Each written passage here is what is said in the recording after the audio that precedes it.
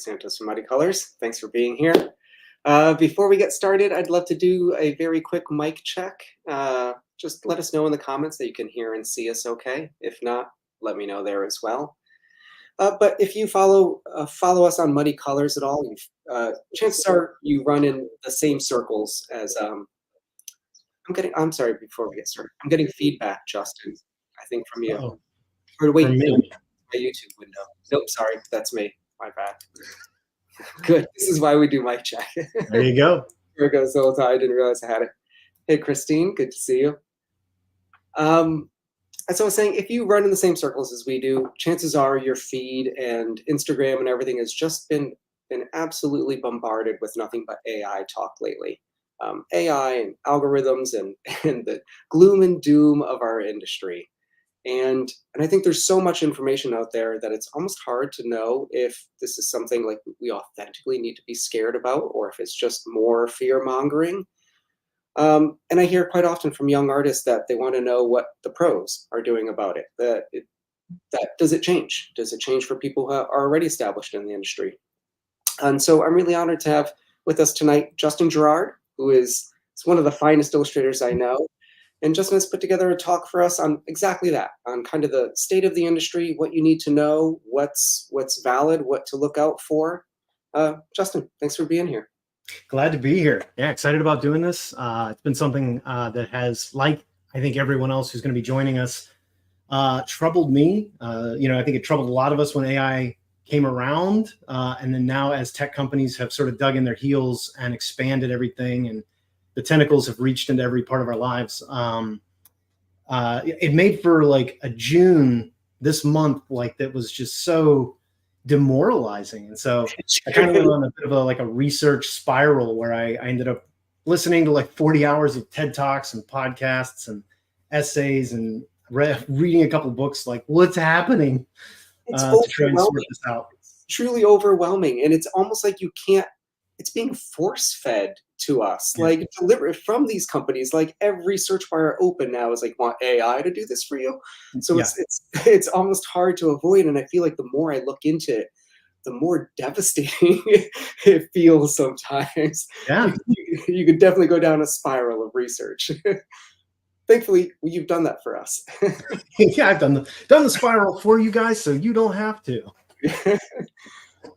So what are you going to talk a little bit about tonight? What can we expect? So we're going to cover a lot to do with the companies in particular who I think are sort of the bad actors. We're going to cover the 5 pillars, how artists, particularly independent artists, have made their careers, their businesses, how they make their livelihoods, and how we've used all of these companies essentially to facilitate this business model in the 5 pillars for at least the last decade, possibly 2 decades, depending on how far back you want to go with some of these companies. And all at once, it seems across the board, they've all betrayed us. Not to be too hyperbolic, but it feels that way. And so I've gone through and we'll talk about some of them. We'll talk about the business model. And then a couple different possible responses that I think the art community could consider. Our recommendations as professionals at this point, some predictions on the future, and then hopefully some free-form discussion at the end. So I think that's worth noting that what you have for us are suggestions that you and I had talked about doing this lecture, and one of the concerns was I don't have any answers to provide. And we thought, do we wait to see what happens? But if we wait to see what happens, what we're waiting for is the opportunity to pass us by. By the time there's answers, everything is said and done, and we no longer have any agency in the outcome of this. So we thought it was pertinent to maybe do this as an early on thing. And even if this is speculation, it's important speculation, I think. Yeah, and we're still learning. So I'm going to say some things. Oh yeah, we're supposed to go live now. Good, thank you. I'm going to be doing everything with sort of the best knowledge I have right now. So I may get some of it wrong, in which case I'm open to be corrected. Please write into us and let us know where we're off. If we're off, I'm still learning about it as is most of the community. So we hope this can be like an interesting discussion, springboard for it, and a bit of a back and forth as well. Okay, let's On that note, should we just jump into it, Justin? Let's jump in. Oh, you may Okay, need to modify the shape of that for us a little to optimize. let me know when it looks. Let me shuffle some things around here a little bit. Okay, I'll get it. All right, that's as good as it's going to let me get. I think is that look good for you? It looks pretty good. Yep, perfect. Okay. You make this in Adobe? As it turns out, yes, because I don't know any other programs that I can edit stuff in, and that's a problem. So we'll discuss that, and as we discuss it, we'll be critiquing and criticizing all the very things that have made all of this possible. So we're quite aware of what may appear to be a double standard there, but that's why we're working through it now. And yeah, let's start out with the crisis of the past month, which for me, again, it led to this spiral. And ultimately, this is where I am right now in my spiral is the world's on fire and this is going to be fine. I think this has been my attitude to life for a solid 10 years now. It's like, this doesn't seem like it's going to last much longer. Yeah, but I'm not dead yet, so let's keep painting, you know? Yeah. But no, as much as this does seem like ignoring the problem, and we're going to discuss ignoring the problem as a major response to all of this, we also want to take a lot of it seriously because the future of our industry does depend on it. So while it might be fine now, the house will burn down. So place each company on the scale. Unfortunately, this is kind of what we're looking at. And before I get into it, I'm going to just lay out what our major problem is. And it is that we reject the unethical behavior of companies who are, number one, harvesting our artwork without our consent. Number two, feeding that artwork into their generative AI databases, again, without our consent. And then number three, using the resulting AI tools to replace us in our own industry. And all of the companies here have been involved in that in one way or another, some far worse and others far better. So we'll talk about some people who perhaps don't belong in any of these three circles, but nobody here's perfect. So we'll go through it. I'd like to reiterate those 3 points again for an example. Is it fair to say that you don't have and maybe this is totally wrong, I personally don't find AI to be bad. It's the way it's being handled. And those 3 things you said, it's the scraping our artwork without our permission, feeding the database, and replacing us with all of this seems like an intent. But as far as actual, I don't think most people have an actual problem with artificial intelligence. There's some remarkable things it could be and should be doing. It just seems like what they're doing with it is the problem, and less so the actual technology itself. Yeah. Do you feel similarly, Justin? I don't want to put words in your mouth. Or do you think all AI is bad? Like we just shouldn't be messing with AI, period.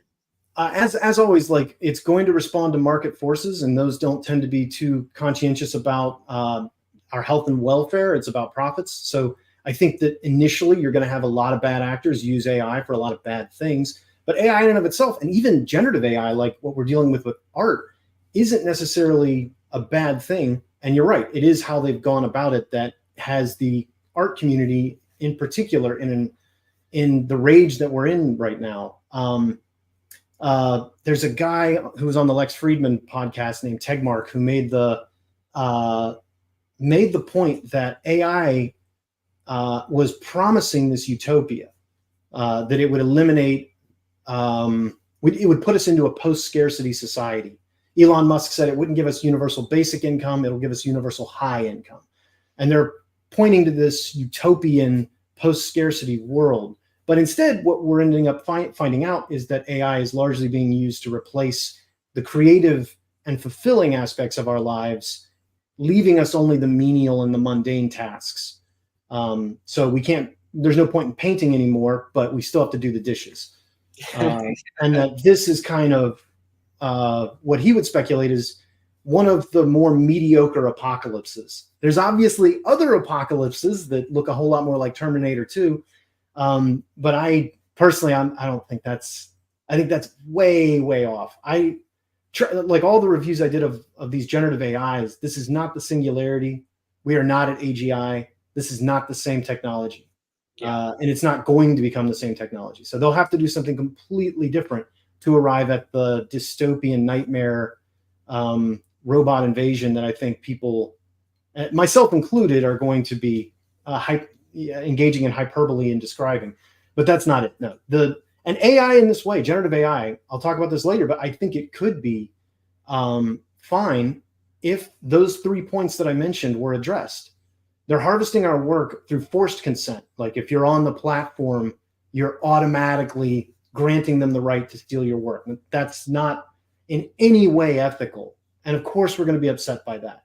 That the harvesting of our work without our real honest consent, which might in the future might look like paying people, I don't know, or photographers and artists to agree to it. I don't know, but right now it's not been done ethically, and it looks like a disaster for privacy. I think the big argument there is, prior to Meta changing their terms of agreement, or Adobe changed their terms of agreement, most of the lay on database, as far as I understand, was just scraped from the internet. It wasn't about us, it wasn't about data being sold to them. It was just stolen anyways. Yeah. Is it fair to say that regardless of these companies, that, I mean, who's to say that it's not free to use? You posted your art on the internet. Why can't somebody just look at it and save it? Yeah, it's a fair point. And the action that follows the first part is the most important thing, because it is fine, I think, to share your work. We're artists. I've my entire career, I've recommended to younger students and other people wanting to be professionals, don't overly watermark your image. Get your work out there. Get it stolen. It's fine. They're just doing promotion for you. They're marketing for you. You want your work to be stolen. It's fine. That's not the issue. Even if they're going to steal it and make prints of your work, what are you losing? A couple $100? They're promoting your work. They're driving demand for you as an artist. Your career is going to be just fine. This is something fundamentally different. They aren't just taking it to admire it, to make a print of it, even to sell it on a t-shirt or something, to commodify it in some way that maybe you don't like, but is still celebrating it as a piece of art. They're not doing that. This is feeding it into an AI that is then going to go into a tool that is then going to replace you. The object of the tool is to replace you. And the intent of it now is to feed that yeah. thing. And that's the problem. So, I mean, we'll talk about copyright and fair use and all of that a little bit later, but in all of those, there are ways you can use this ethically that are totally free and clear, and there's no legal hangups with it. The way that they're implementing it now, there's almost no way this is ethical. And of course, there's litigation and bills that are being passed right now, hotly debating this. So, we're way downstream from all that. We have very little control over any of those things. So, but we can talk about it and shake our fists at the sky, which is what we're doing tonight. Anyway, I think like the thing that kicked this off, because it really shouldn't be this bad. We all saw AI art and it was like, I don't like it, but it's so weird and off-putting. I just don't think it's going to stick around. And I'm not losing work. And I think talking to a lot of other professionals, nobody is saying they're losing work. No, there's nobody who's like, oh man, I almost had this job with HarperCollins or Disney or Marvel or something, but I lost it to AI. I've not heard that from anybody. No, but not in up till publishing. now. And then this month, the thing that set this whole thing off, probably the biggest thing, was the recent update from Adobe to their terms of service. And for anyone who missed this, Adobe launched an update on their suite of softwares, which forced users to agree to this new terms of service that allowed Adobe, again, to harvest our work, train its own proprietary AI art tools on our work, and then provide those tools to anyone who wanted to pretend to be us. And this is a move that would force consent from all artists, designers, photographers, animators, anyone who wanted to use Adobe products. You were forced to help train their generative AI models, essentially ordering you're ordering artists to kill their own careers and their industry by training robot replacements of themselves. Yeah. So, and we should be clear, Adobe did later try and walk this back. They even updated their terms of service. They put out a blog post. But the truth is, we now really know who they are at heart. They've never been an angel, but now we know that they are actively seeking to do this to us. And again, maybe it shouldn't have come as a big surprise. I mean, the US government at this moment is suing them over their predatory and abusive subscription policies. And also, they're only one part of a massive wave of betrayal. Every other social media company and art company that we've relied on for the past decade to make, share, sell our work has been doing the exact same thing, taking our work without our consent in an effort to replace us with fake AI versions of ourselves to compete against us in our own industry.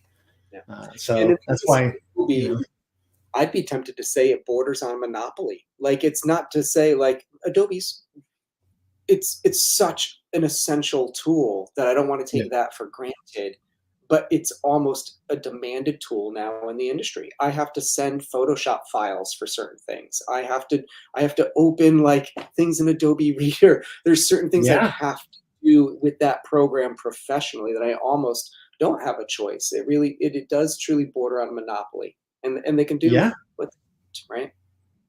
Whatever they want. It's a $5 billion a year company, and they've got to do this to us.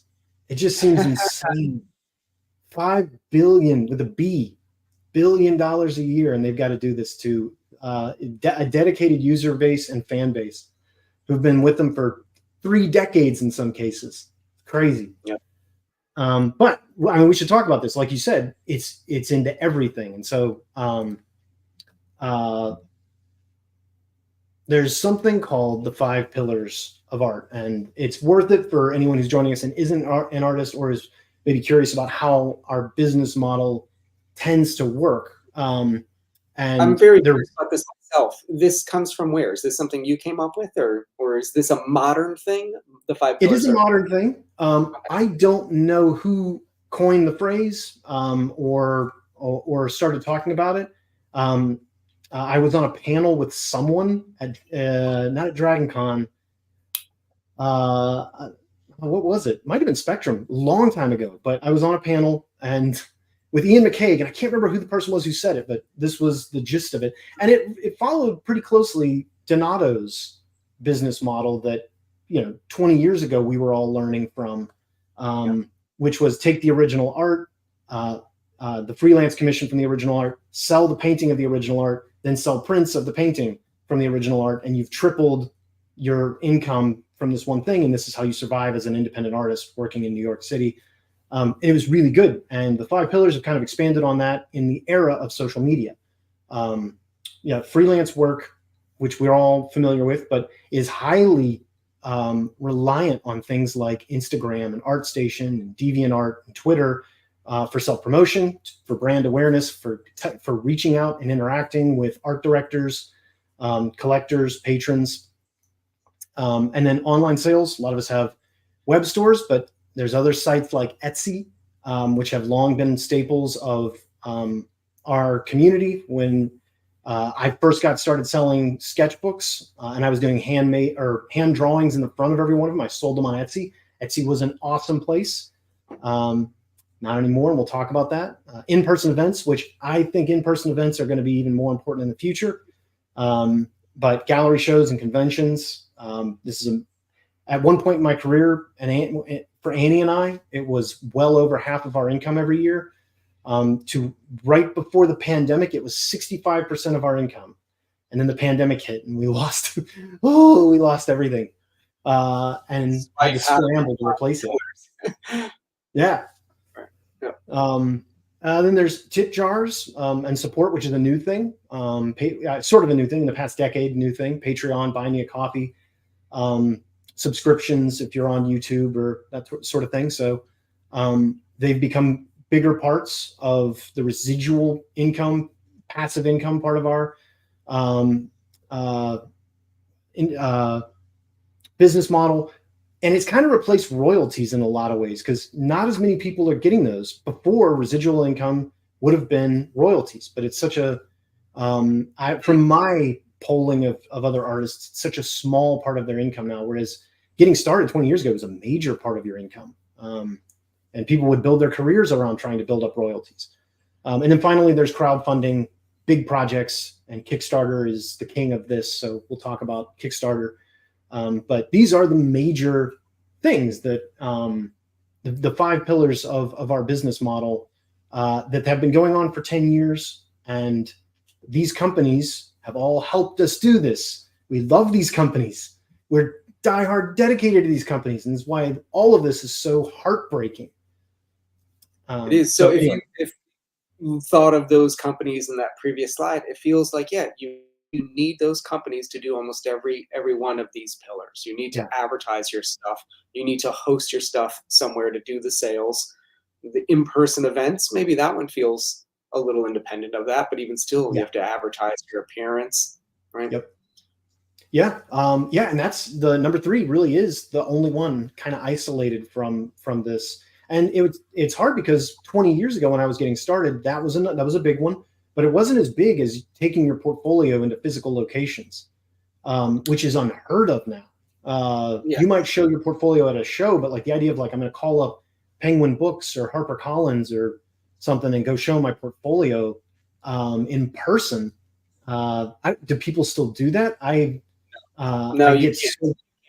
Yeah, art directors tell me they don't want people to do that anymore. So no, you can't show up to Penguin's office with the portfolio anymore. When I started, that was how you did it.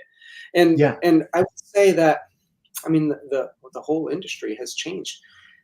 Part of me likes to say that, you know what, I did this for a decade before social media was a thing.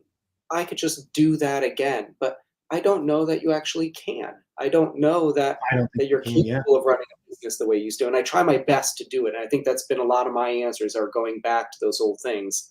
But it really is, it has changed every aspect of this, even the ones that you didn't need it for. Now it's reliant on.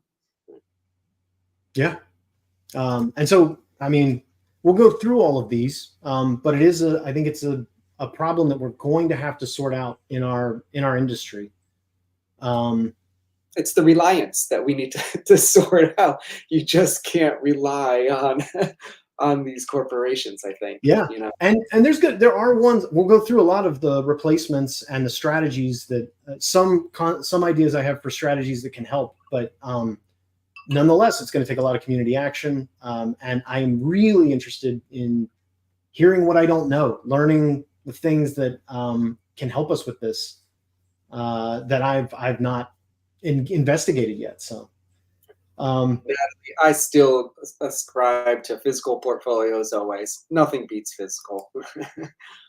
Yeah, I mean, and in person, most of the art directors that I've had long-term good working relationships with, I had a handshake and some kind of portfolio interaction at a show or in person.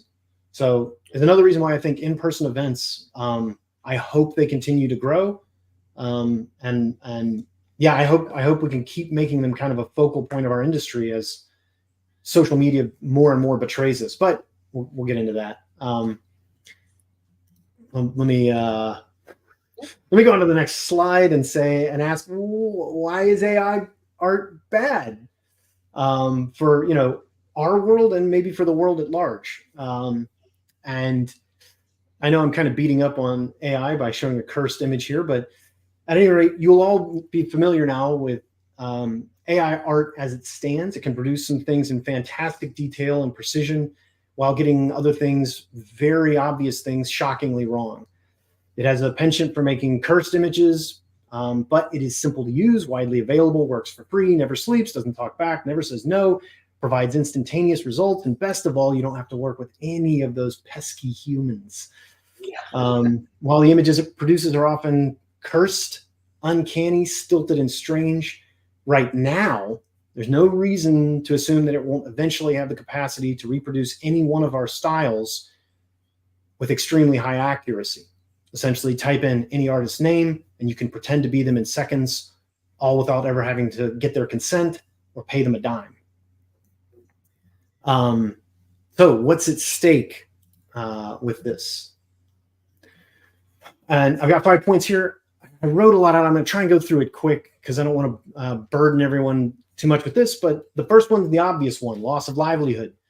And while a pure AI image cannot be copyrighted at this time, it still has resulted in lost jobs, lost sales, lost opportunities, and particularly in online sales, where artists who've been selling on places like Etsy are facing more and more competition from cheaply made, mass-produced AI art on products imported from areas with essentially slave labor.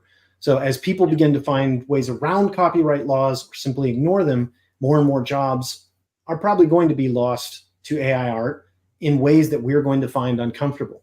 But it's so much more nefarious than a simple like lost income. Oh no, another hardworking tradesman got my job. It's not that. As with all of AI, this is an extractive process where the money from the lower working classes and tradesmen will be siphoned off into the pockets of tech billionaires. I listened through like 30 hours of podcasts and TED Talks, and for what I've learned, the almost universal prediction is that AI will widen the wealth gap. We're not going to be losing money to some other hardworking artist. We're going to be losing money to tech billionaires. So this is just siphoning money out of our industry, along with our livelihoods. So the next is something that people may not think about very much, but is loss of visual literacy in the public. And since AI has gone largely unregulated, it has demoralized a generation of artists. And you can see this in polls that are done, usually that are informal, because we aren't like statisticians here in the art community, but informal polls of artists show a tremendous amount of demoralization in the next generation of artists.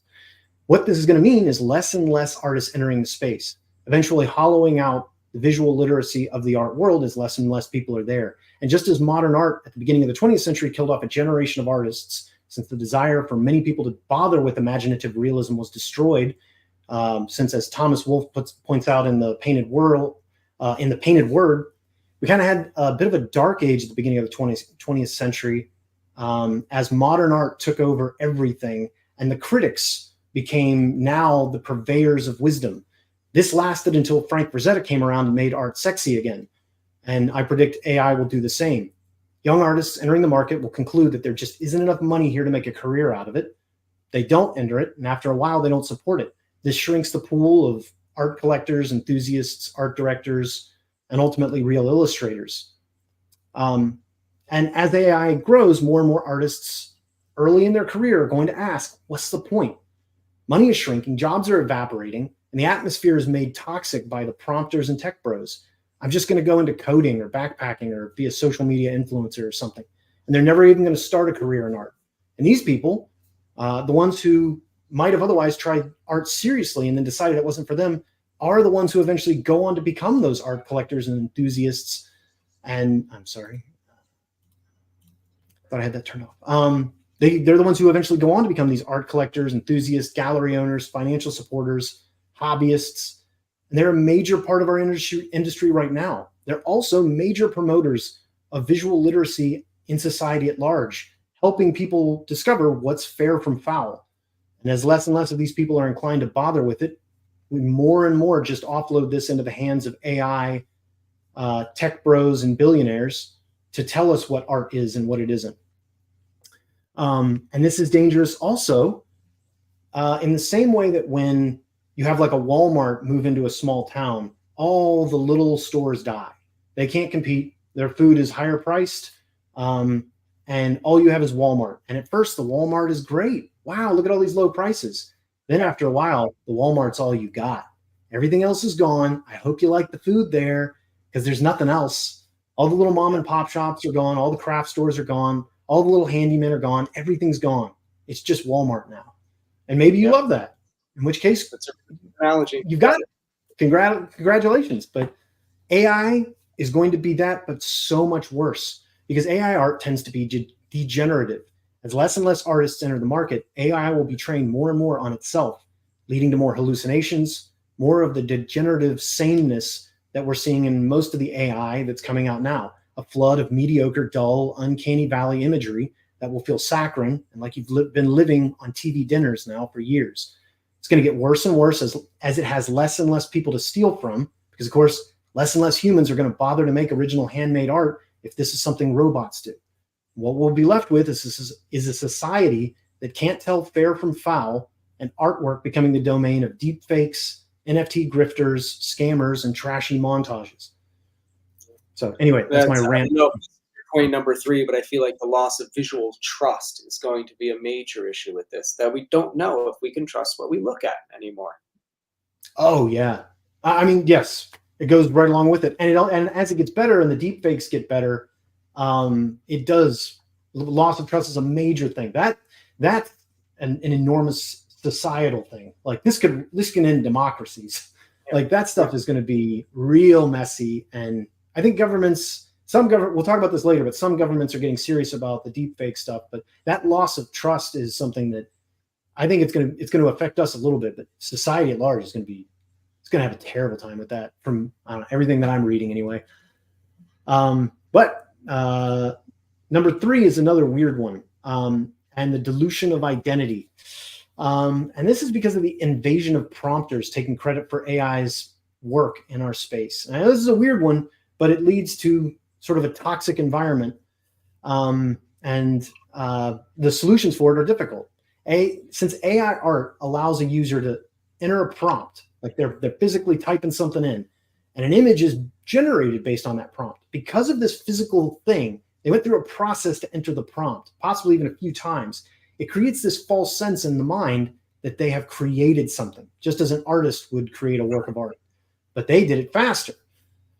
But at the same time, they did not create the work. They prompted something else to create the work, which is now taking credit for the work, which they did not do. These people, these prompters are not like us, and we are not wrong for excluding them from our communities. They are fakes taking credit for work they didn't do and for which they have no idea how to reproduce. But this will absolutely serve to dilute what it means to be an artist, as the time and effort you put into handmade work is devalued because society is being told by the tech billionaires that the same thing can be done through prompting just as good and better and faster and all the rest of it. Your identity as a professional craftsman is devalued and lost. And we have to remember, prompting is not painting. This is a major sticking point, and one that we aren't going to, no artist is going to bend on this one. But we'll get to more of that later. The next thing is loss of community. This goes along with it. As people are sensing the overall toxic atmosphere that exists in our community.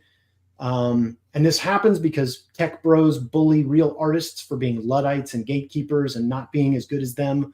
And real artists also bully real artists for being secret AI tech bros. It ruins art competitions and shows. No one knows who is real and who is not. I guess this gets to your thing about trust that you mentioned earlier. Yeah. And anytime somebody loses a competition or misses out on a job, they're going to immediately snipe at the person who got it, screaming that they used AI.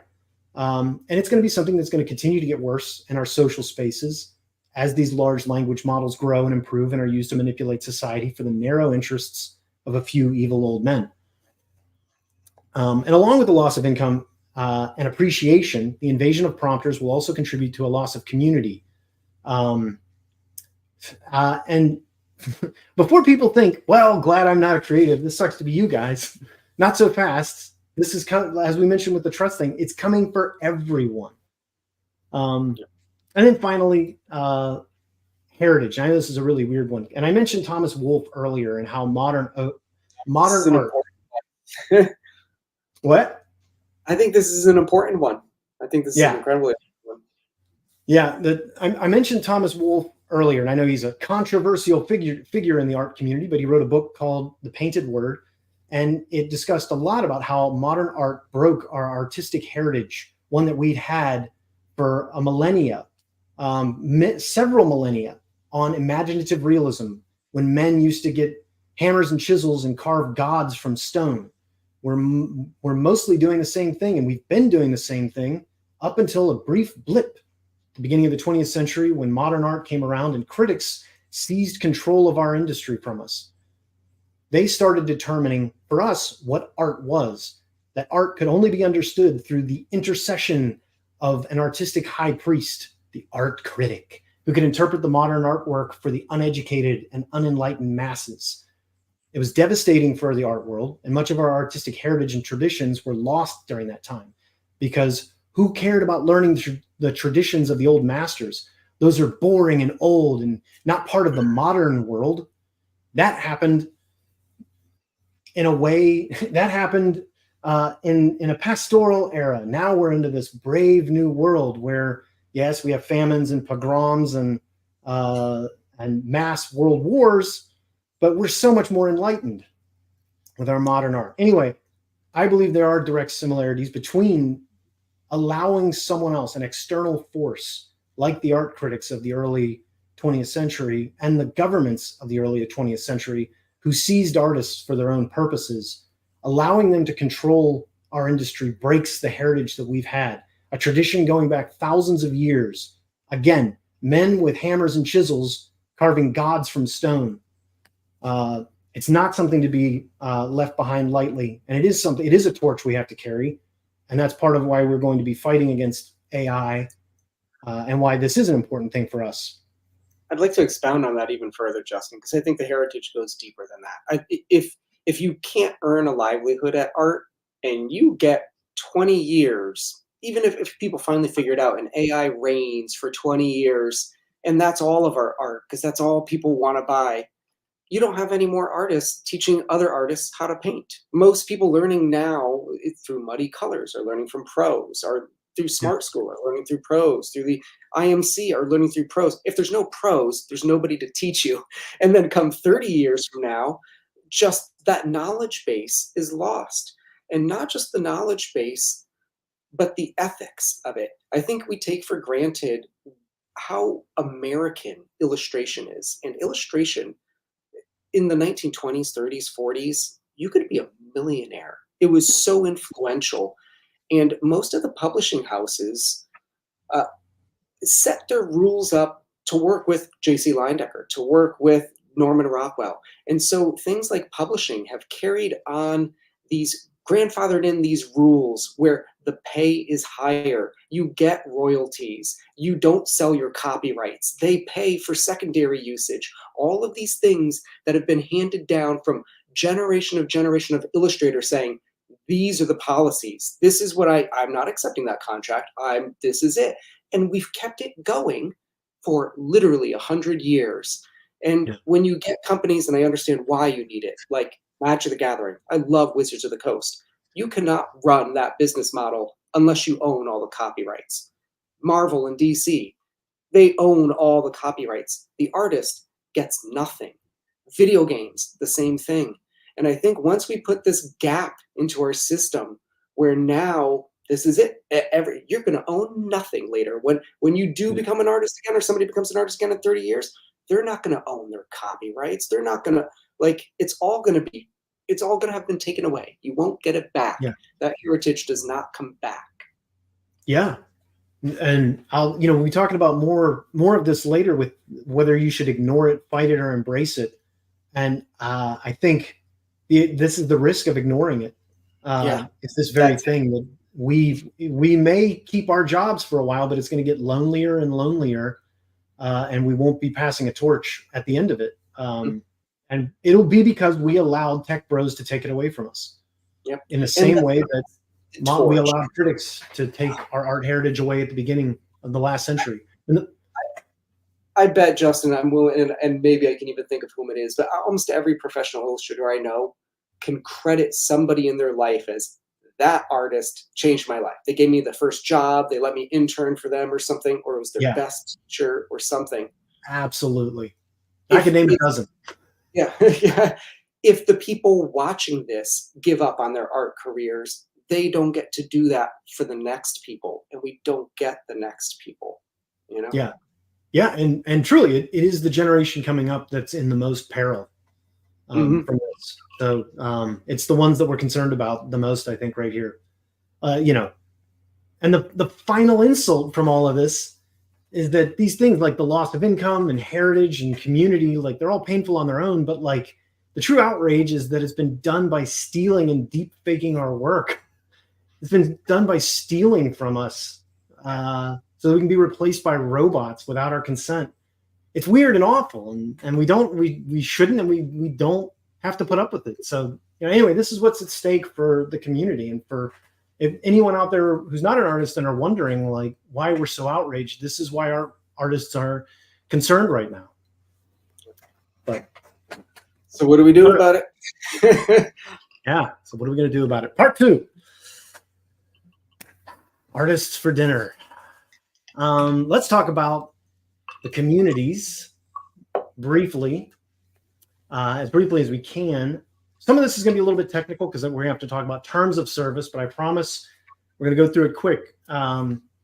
But how are these companies contributing to the overall negativity that we're experiencing right now? And again, you place each one on the scale.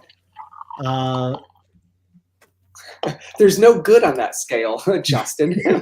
As it turns out, there's no good on that scale. Yeah, as it turns out. So there's 3 things I talked about at the beginning, but I'll be grading all of these companies on these 3 things. These are the 3 things that are kind of the big. We're outraged about a lot of stuff, but these are the 3 things that we're not really that flexible on, and we're going to be sticking to probably the most. And rights is the idea that we own our work.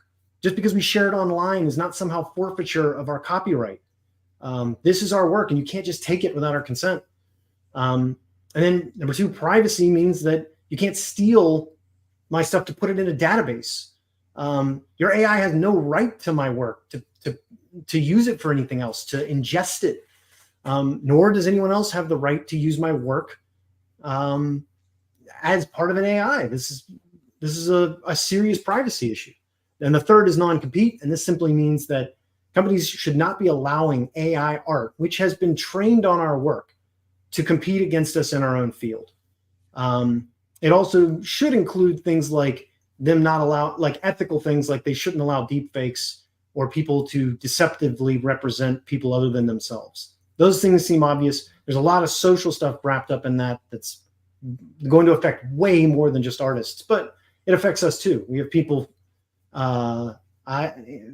constantly put up fake profiles of us just using AI to generate everything.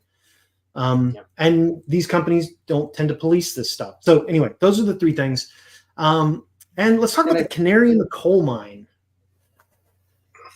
The very first one that I don't know, the one that should have, we should have all learned more, I think, from DeviantArt. So DeviantArt, most of you will remember the good old days of DeviantArt, like being a wonderful, supportive, and exciting community. They had great competitions, great discovery on their homepage. A lot of people loved that idea that you could show up on their homepage if you did something new and cool. It had a great kind of dopamine reward mechanism that kept people painting. Very cool stuff. They had a lot of great tools for artists, great way for artists to connect with other artists, great ways for people to grow their brand and connect. Then you may also remember when it started to go downhill and started to become known not as a place for art, but as a place for porn and furry art and cursed images, and now for toxic, low-quality AI trash. And people have exited it and stopped engaging with it in droves. Is this an actual shop for DeviantArt now? DeviantArt like also offers generative AI? Yeah. So what happened? And what you're looking at right now is their DreamUp app. So what they did about a year ago was they made DreamUp, what you're looking at now, their own AI art generator. And they did this in secret using Stable Diffusion and using all the work from all the artists on their website without ever telling anyone. They did the whole thing, launched it, then, only then did they tell everyone what had happened and update their terms of service. And they did this in what is possibly the most evil thing a company has done in our industry up to this point. The artists, of course, panic. And they all tried to take their work down as fast as they could, but it didn't matter. By this point, Stable Diffusion had already ingested it all. They had launched DreamUp. They had updated the terms of service. It didn't matter. It was already too late. And this is the important lesson for us. all the companies that you're working with, unless they are committing hard to not doing this, unless they are somehow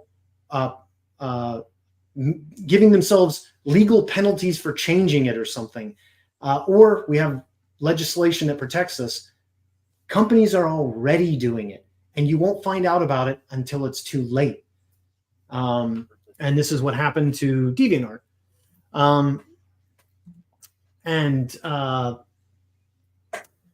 The pushback happened, and it was savage. The art community burned DeviantArt down for it.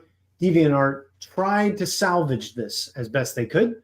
And like with many people, they started trying to make peace with the community by requiring labels, which is some kind of horrible joke the industry is currently obsessed with, saying that, well, if you don't like our crimes, just don't look at them. And what they've done here is, well, if you don't want to see AI art, you can change in the settings so that AI art doesn't show up on your profile, on your front page or whatever. But we're still going to be pushing all of our tools on you, and we're still going to be ingesting your work. So whether they fix this or not, and whether they've allowed people to opt out by now or added an AI tag or something, it's irrelevant. It's like saying, sorry, we robbed your house. Now that we know you don't like us robbing your house, we promise we won't rob your house again until we feel like it. And then we'll update the terms of service again. And it isn't like the art community. I would say again. A lot of people think they haven't stolen this. You posted it publicly, so you can't expect privacy. You agreed to the terms of service, so you can't expect this not to be used. But I want to point out that first one you said, the rights. Copyrights in America, in case anybody's unclear on this, copyrights are granted upon creation of your art by default in America. You don't have to register your copyright to own your copyright. And what the copyright protects is literally copies. Like, it's not about somebody else painting, like, you know, a masterwork of it. It's actual reproduction of the thing, taking this art, imitating it, and mass producing it for profit. And it's literally what AI is doing, is they're making replications. They're just doing it from so many people at once that somehow it gets a pass.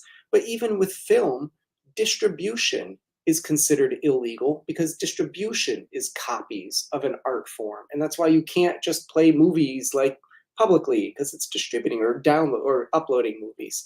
And somehow with art, it just slips through the cracks. Like, it doesn't matter somehow with this stuff that they really has. It's not just unethical, in my opinion. It's illegal. And somehow it has never been clarified in the actual law that it should encompass AI. Whereas a lot of contracts now do state, like, technology hereforth or whatever, still yet undetermined kind of thing. Our US law does not cover AI on copyright yet. Yeah, and I think it's important to note that they snuck this in without telling anyone. I think that's the most telling part of all of this, is that they are quite aware that no one would agree to this, that no one would post on their website ever if there was a threat that this would happen to their work. Why else would they hide it otherwise when they started to do it? It's one of those things where they obviously know they're doing wrong. They hid it. Why else would they hide it? And it's such a troubling and devious. I mean, it's DeviantArt. It just feels like malice. And what's the results of all this? Like, it's not like the art communities are dopes. Everybody knew this was awful. And this is the front page of DeviantArt. It's dead. Yeah. The front page is a trash heap. It's gone to an AI wasteland. The quality is gone. And as I've tried to go through it to try and figure out what happened, it appears that they are the single most hated and despised sort of art tool that the community has ever had. It's near the top of, seriously, the most hated company by artists right now. But they're not the only ones. We'll get to the others. But I bring up DeviantArt first because this trick of don't tell anyone launch the thing, then update the terms of service. You're going to hear this over and over again. We should have known better. DeviantArt was just the first one. Oh, snap. Why did it do that? There we go. Adobe. Sorry about that. Yeah, speaking of hateful towards their own users. So we're going to go through some of what actually happened with Adobe. They said the following, and this is what caused all of it at the beginning of the month, was our automated systems may analyze your content and what you're storing in Creative Cloud using techniques such as machine learning in order to improve our services and software. So this vague wording sparked fears that any user's content, including NDA work, could be accessed and fed into Adobe's generative AI. They had absolutely, in this terms of service update, given themselves cover for that.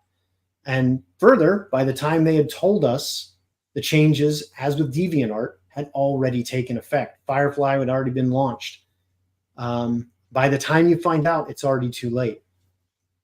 And they made it clear that they do not believe you own your work or that you have a right to privacy.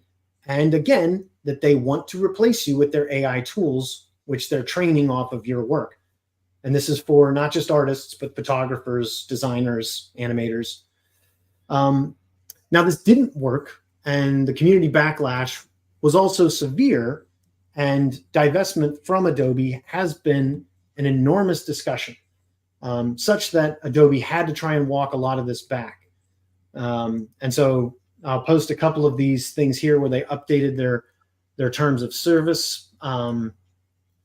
But now we know what their intentions are. We know what they want to do. So my personal recommendation after looking at all of this is, like, they might not steal your stuff if it's on your local system yet. But if you have anything to do with their Creative Cloud or Behance, or if you use any of their generative fill tools, your work is theirs. So, and this may not matter if you're like, well, my work has already been stolen. Everybody's stealing my work. There's nothing I can do to stop it. I'm going to have to just keep using Photoshop and hope for the best. I don't know. I think there's something creepier about Photoshop, since Photoshop has access to your methods and layers. And I do think there's still a defense for us in that sharing how you made something, whether it's in a video format or you're giving away a PSD or something, I think it still gives digital artists a lot of cover. And one of the threats here is that Photoshop, being able to access all of this stuff, can simply not just take your work, but your process for making your work, so that it can fake not just like the final product of you, but a step-by-step process of you as well. There's something even creepier about that. May not happen, all speculation.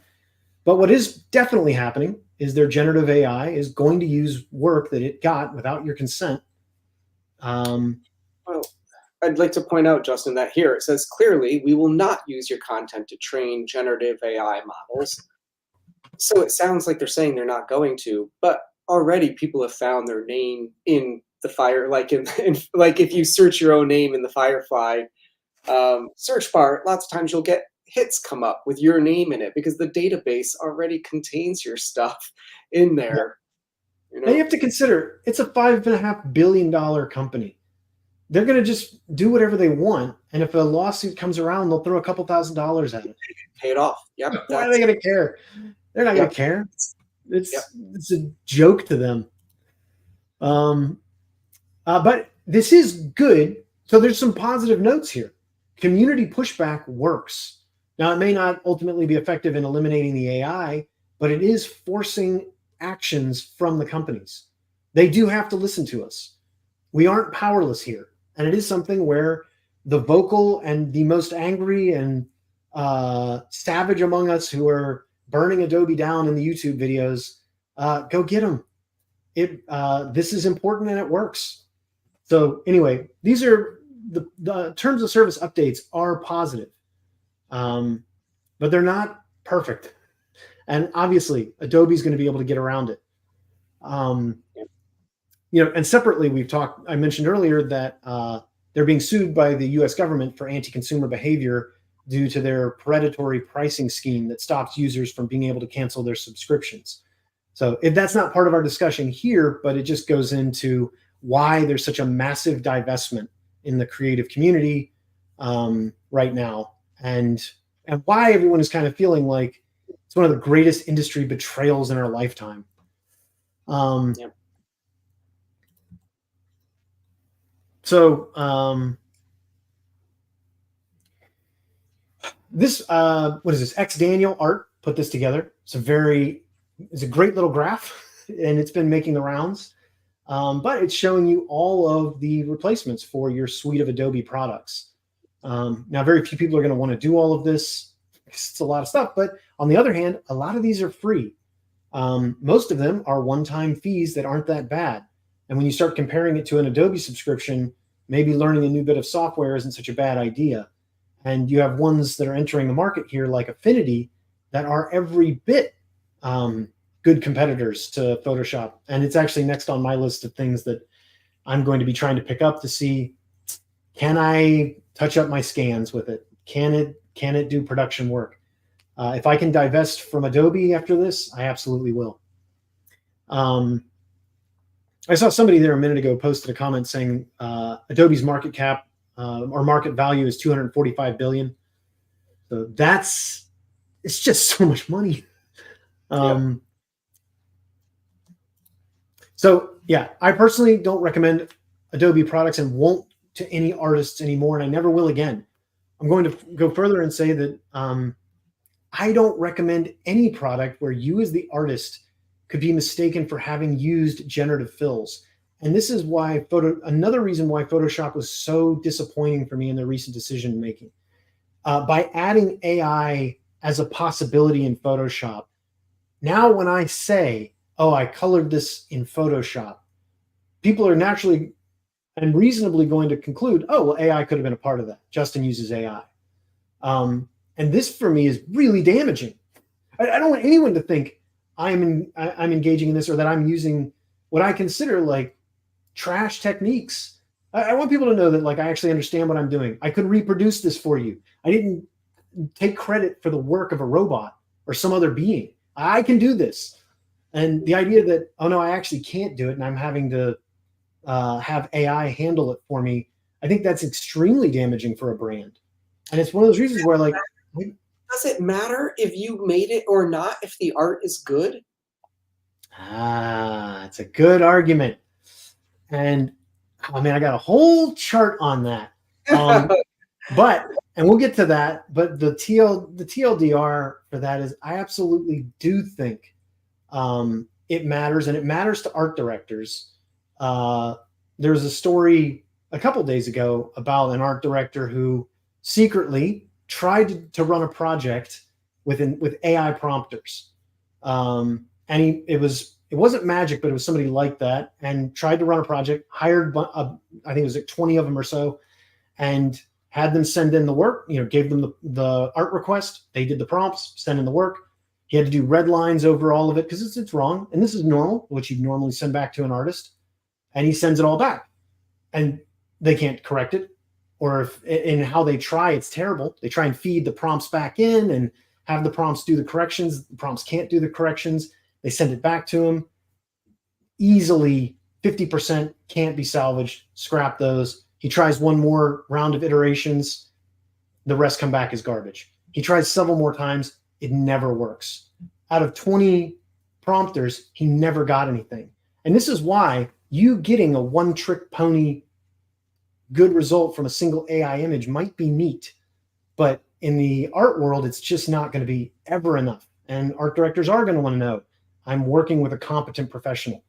Skill is not simply going to be, here's the pretty picture. It's the ability to reproduce it over and over and over again. And this is why the argument that the end result is all that matters falls flat when you actually start becoming a professional illustrator. So anyway, and we'll get to that. I've like a whole spreadsheet on that one. That's graphs and charts. But it's it's an argument you'll hear a lot on online from tech bros and people who want to be AI assisted artists. Um, yeah, we were talking about Adobe's market share. Don't feel bad for them. You don't have to feel bad for them. Um, now, Well, I will, ArtStation. as a bit of an alternative solution. I think there's a lot of apprehension to just leave Adobe. Like people, it's been integrated into their process for decades, and to be fair, I'm reluctant to leave Adobe. It would be like if I found out the people who make my favorite canvas, it was Sweatshop. It's like, yeah, I kind of like the canvas No. though. I've been using Yeah. that canvas for a very long time. I'm reluctant to give it up. One of the things I have done with Adobe though that makes me feel a little better is that we have a nonprofit arts or council in our town. And if I donate or subscribe to that arts council, which costs about $200 a year, which is about what the Adobe suite costs a year, it goes to that foundation and they receive the Creative Suite for free and all of their members. So even though I'm using Adobe, all of my money is going to a nonprofit, which I feel a lot better about. Yeah. Also, I should be clear. I'm giving Adobe a really hard time here, and I'm telling everyone else divest from Adobe, but I'm not going to be able to divest from Adobe. I've got too Yeah. much work lined up that is part of continuing projects that were started using Photoshop, and I'm probably going to have to end them using Photoshop. This isn't saying everybody go home and uninstall Photoshop, because I don't think that's reasonable. Most of the stuff that I'm recommending, I don't know that getting out of them right away is reasonable. I don't know that you can. No. My purposes here is kind of spreading awareness and sharing my directions on where I will be going. But yeah, I'll be booting up Photoshop tomorrow. I've spent 25 years learning that software. The idea that I'm going to be able to like just dive into Affinity or Krita or one of these other really good ones that look really cool tomorrow and be able to paint at the same level or even correct my traditional images, like color correct things. That's a long shot. That's going to take that's a big learning curve, and it would be for My anybody. So I'm not telling you get out of there now. It's just when you can. My sketch process involves Photoshop for color studies, and I am unaware of what I'm doing. It's become such a physical habit, I don't think about it. If I had to learn a new program, I would not be able to be creative in Yes. that moment. Yeah. I think the underlying concern for me is that dependency, that how come I can't sketch anymore or do my color studies without this program? And so Yeah. even though I might say, don't rush to cancel Photoshop, don't rush to cancel your Instagram account. I feel like being less dependent on all of these things is kind of essential, at least for me. It's the thing I've been trying to do is decrease my dependency. Yes. Yeah. And it's one of those things where every way that I can, I'm going to. And I hopefully, as time goes on, all of these places that are behaving unethically, we will slowly exit and find ethical alternatives. We'll talk about Meta and everybody switched to Kara later, but that's another one where it's like I might not be able to drop Instagram right away, but I'm sure going to be supporting Kara a whole lot more in the meantime. So um, let's have some Yeah. slightly good news. And ArtStation is a complicated one. They lost an enormous amount of users and support when they did not fight hard enough against AI at the beginning. They took a limp-wristed and pathetic stance towards people stealing art from real artists and then using the AI versions of it to compete with those real artists. It resulted in a mass campaign where the no AI tag went everywhere on ArtStation and a mass exodus of artists. They lost a ton of people. Now, they eventually clarified their terms of service. And personally, I found that I was really impressed with a lot of what they did with their privacy and rights in the terms of service. So for privacy and rights, I actually think ArtStation is still great. It's just on that non-compete side where they remain an absolute mess. And I believe the site's policies are harmful. Any user agreement that allows AI art to compete with normal artists when that AI art was possibly trained on those normal artists is unethical. And ArtStation in their response said, listen, we're not an art site. We are a portfolio site, which is a useless distinction without any meaning when art is literally in your name. So they've tried to hedge their bets where they can kind of have the best of both worlds and not exclude these new prompters. And that's kind of going to be up to the individual listener, whether you believe them or not. But on a positive note, they swear, as much as you can trust that, to not use your work to train an AI or to resell it to others who can train an AI based on your work. So I do give them points from that. That's an important thing. It's a commitment that I do think is meaningful.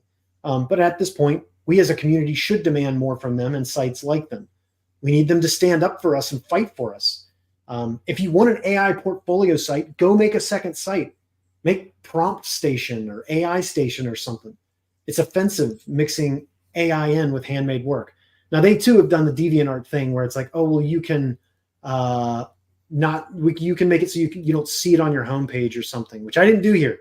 This is on an incognito window, so that I'm not logged in. This is just the normal homepage, and I like that. I don't believe any of this is AI. I could be wrong, but it doesn't. I recognize some of the artists here. There's enough work that looks handmade.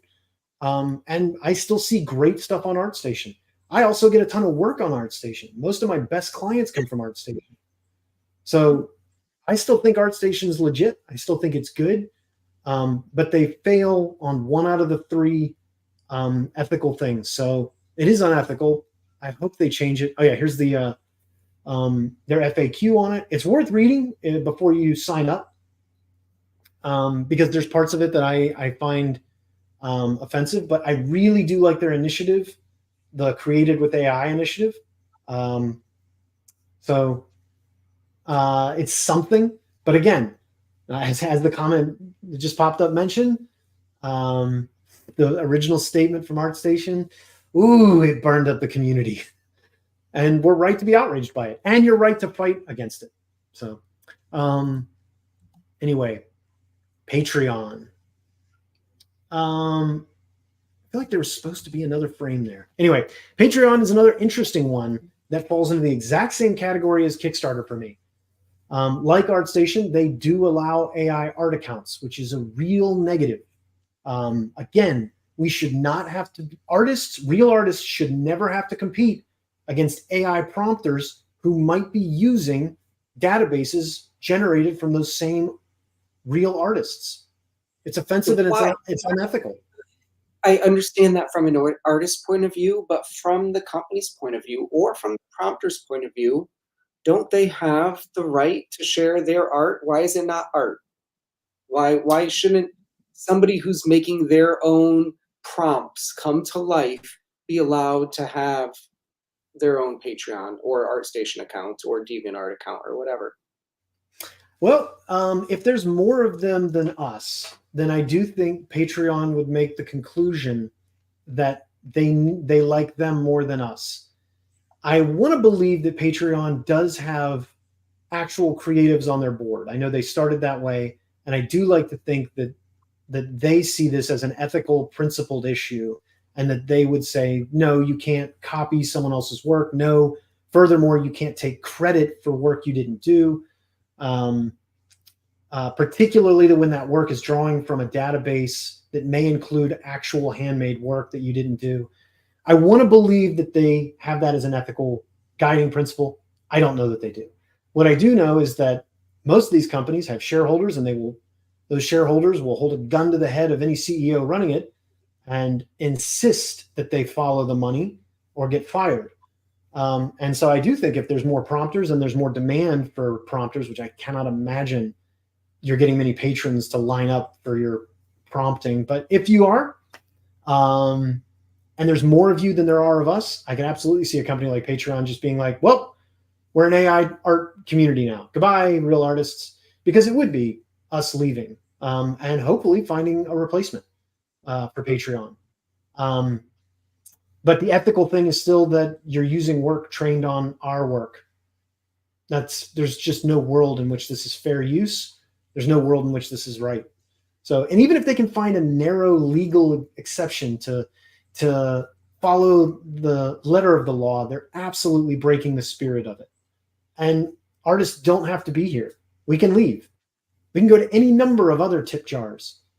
And there's so many other that are so much competition out there for Patreon. But I still think overall, Patreon seems like they're trying. I still have a Patreon. I still think they are trying to be an ethical company. I do wish they would take a harder stance, like with Kickstarter. I wish they would take a stronger stance against AI. They have, however, taken some good policies for AI-related stuff, and I'm more optimistic about them than I am a lot of the other companies that we're going to be describing. So anyway, no matter what, though, I think it's fair for the art community at large, because we have every right to agitate for ourselves. To advocate and agitate, but to advocate for ourselves. We have every right to do that and to pressure these companies into behaving in ways that are more ethical. So, to be devil's advocate, isn't that exactly the gatekeeping that AI bros accuse artists of, though? Yes. And I am going to come right out and say, I think gatekeeping is awesome. I think you absolutely have the right to gatekeep. I think it's crazy to say, well, listen, we're Apple and we're developing in this secret meeting, we're developing all the new features for the new iPhone. Oh, but we are not allowed to keep Samsung out. That would be gatekeeping.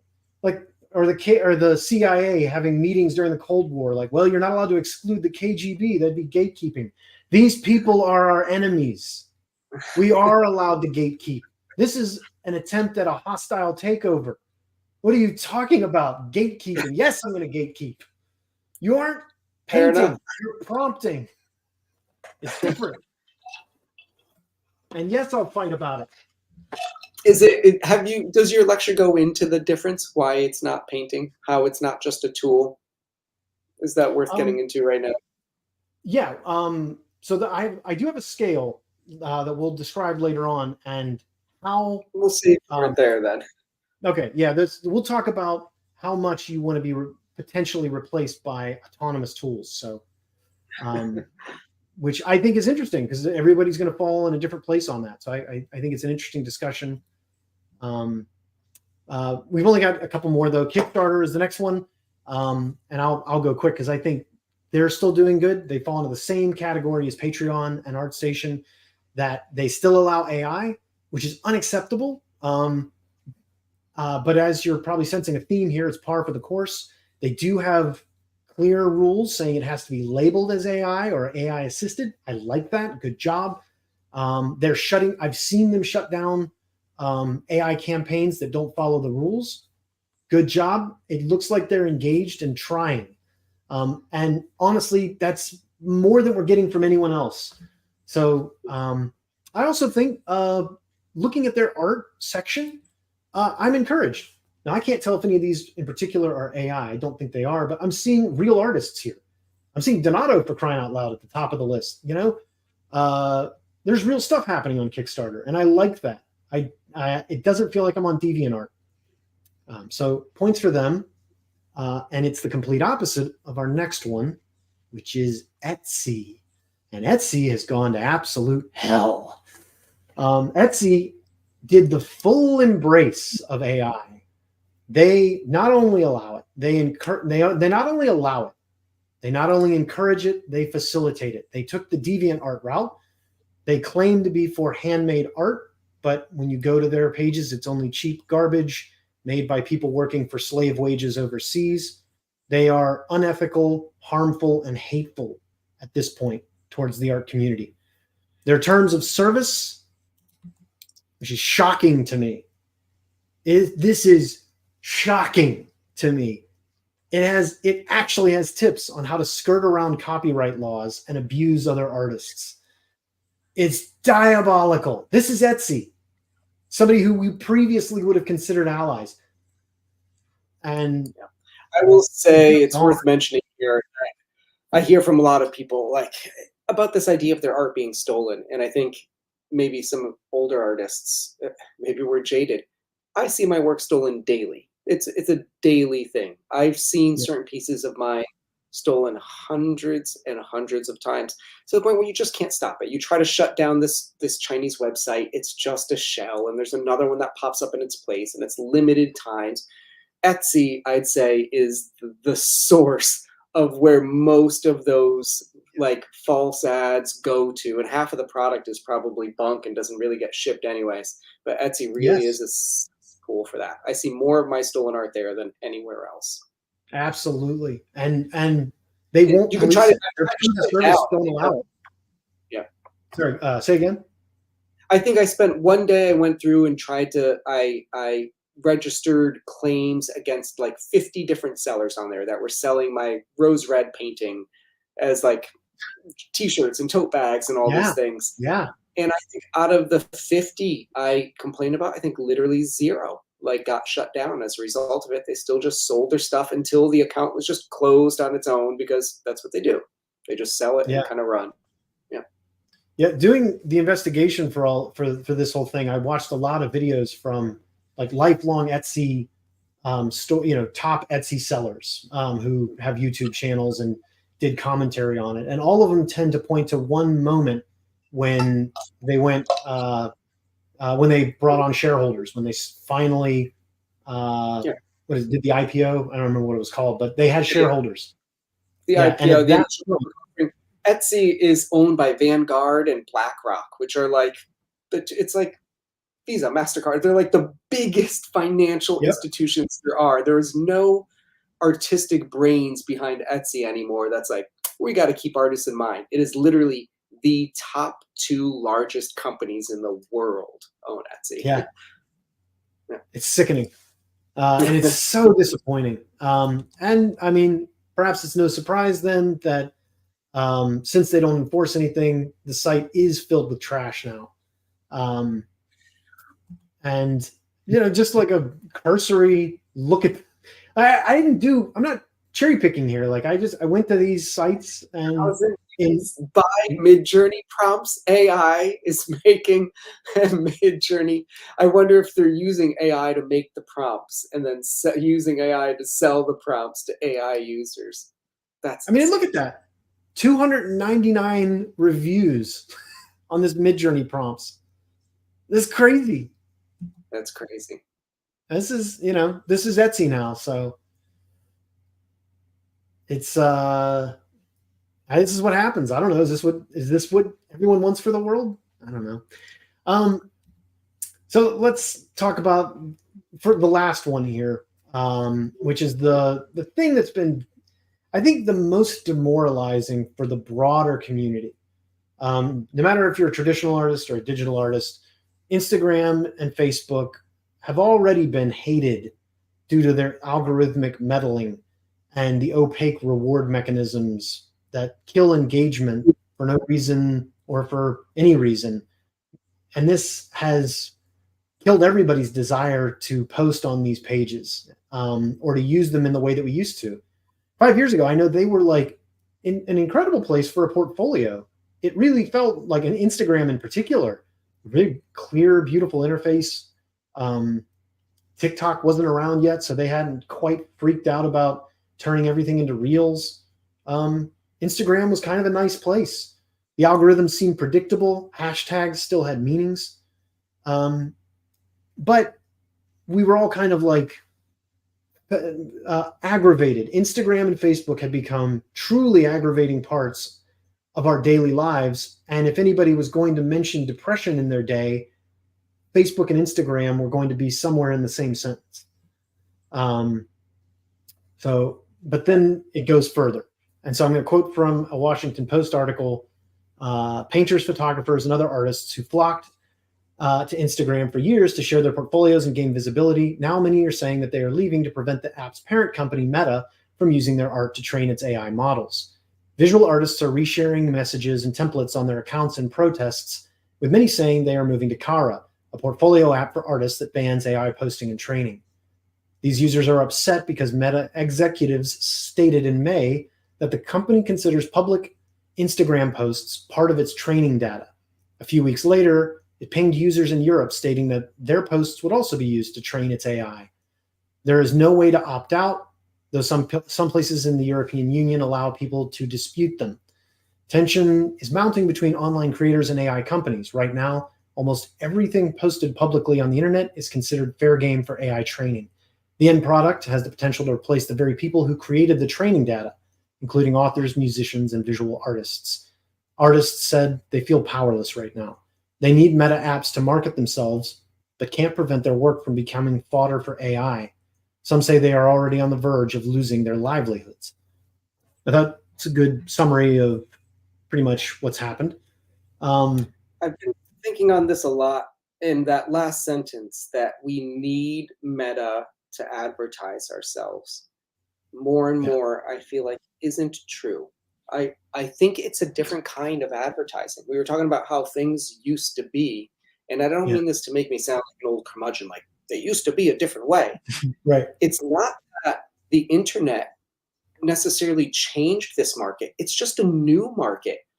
My art world used to be a 60-mile radius. I sold to people that I could sell to at the gallery I was represented by.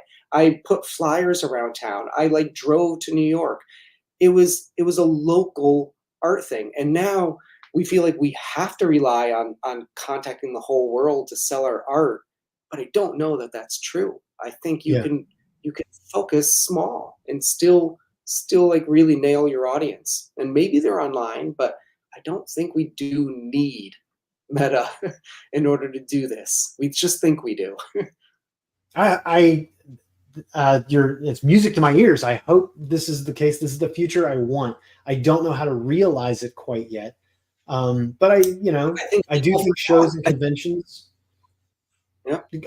Shows and conventions. I know a lot of people that make a better living than I do with their art by selling mostly at conventions. Yeah. Like I know a lot of people that do that.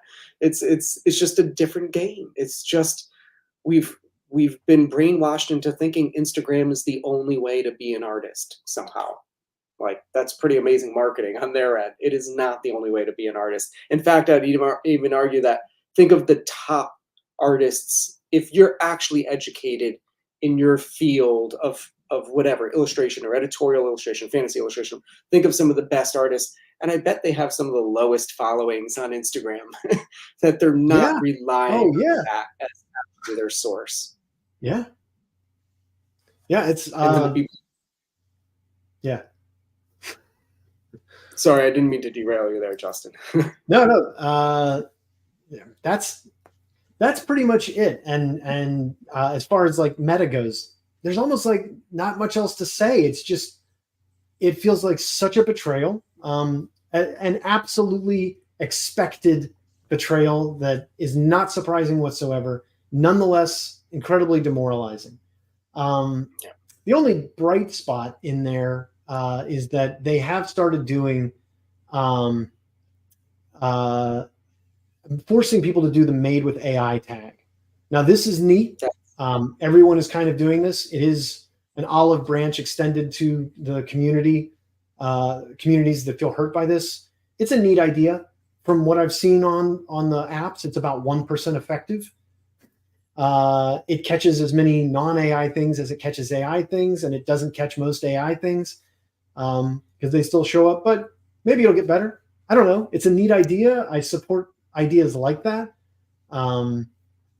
But Meta has made it very clear. They will train an AI. They will replace you. No question. I tried to opt out of this. I did the thing. I actually went through the form where you have to go through that Byzantine network of forms and everything. And I finally found the form and I had to write a paragraph and show instances and do all of that stuff.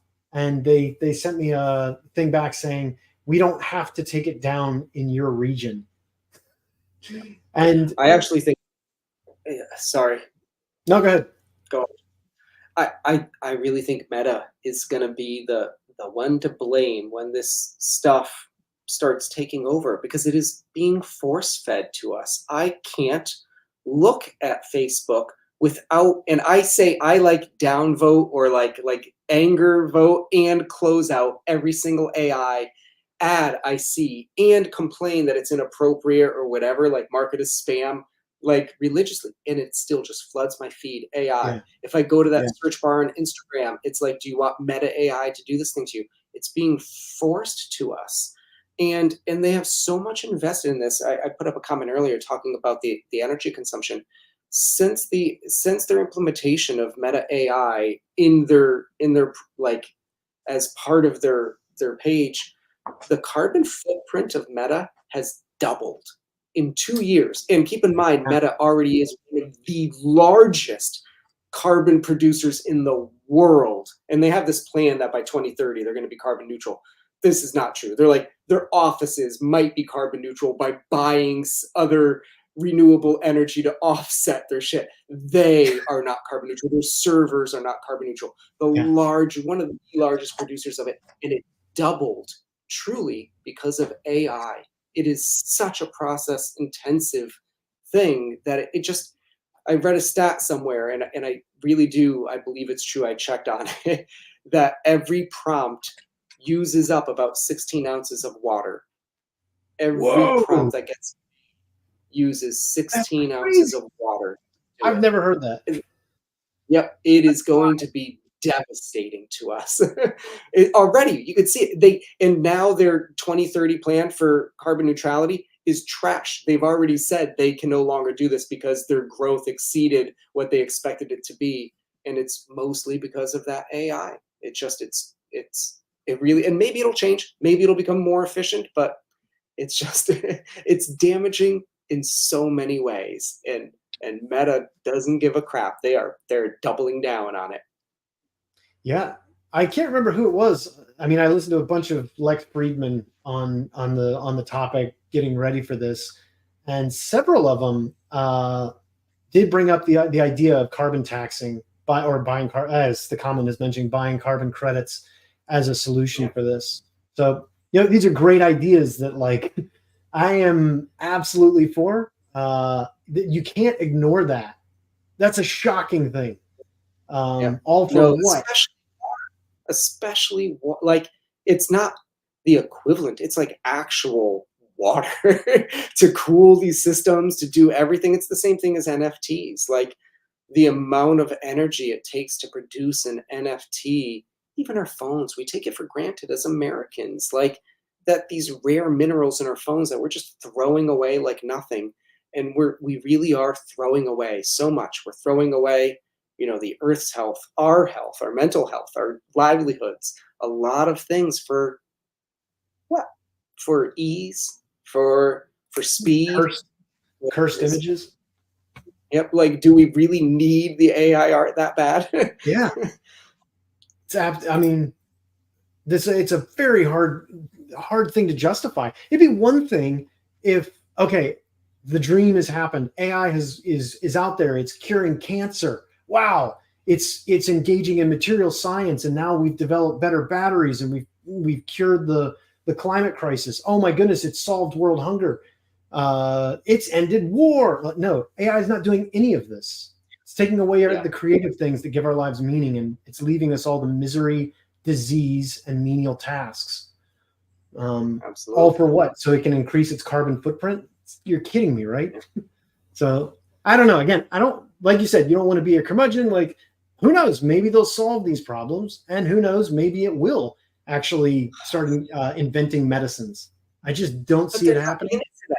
People investing billions into AI aren't doing it because they're interested in solving world hunger.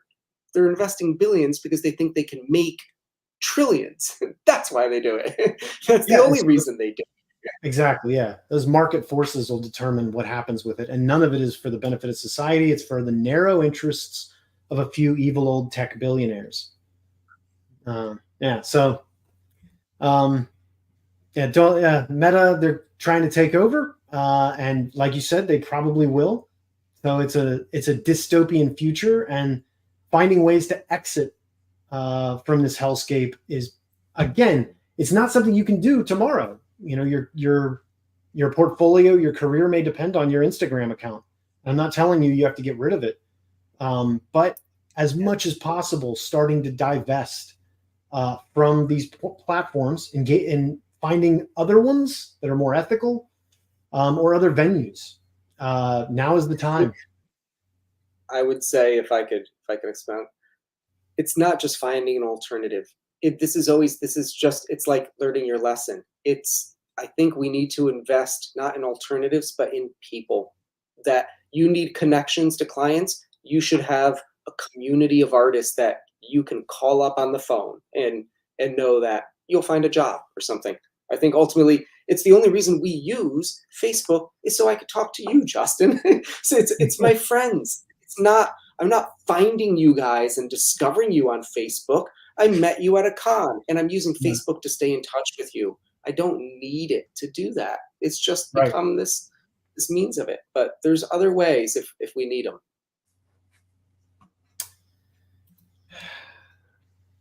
So we've gone through the companies.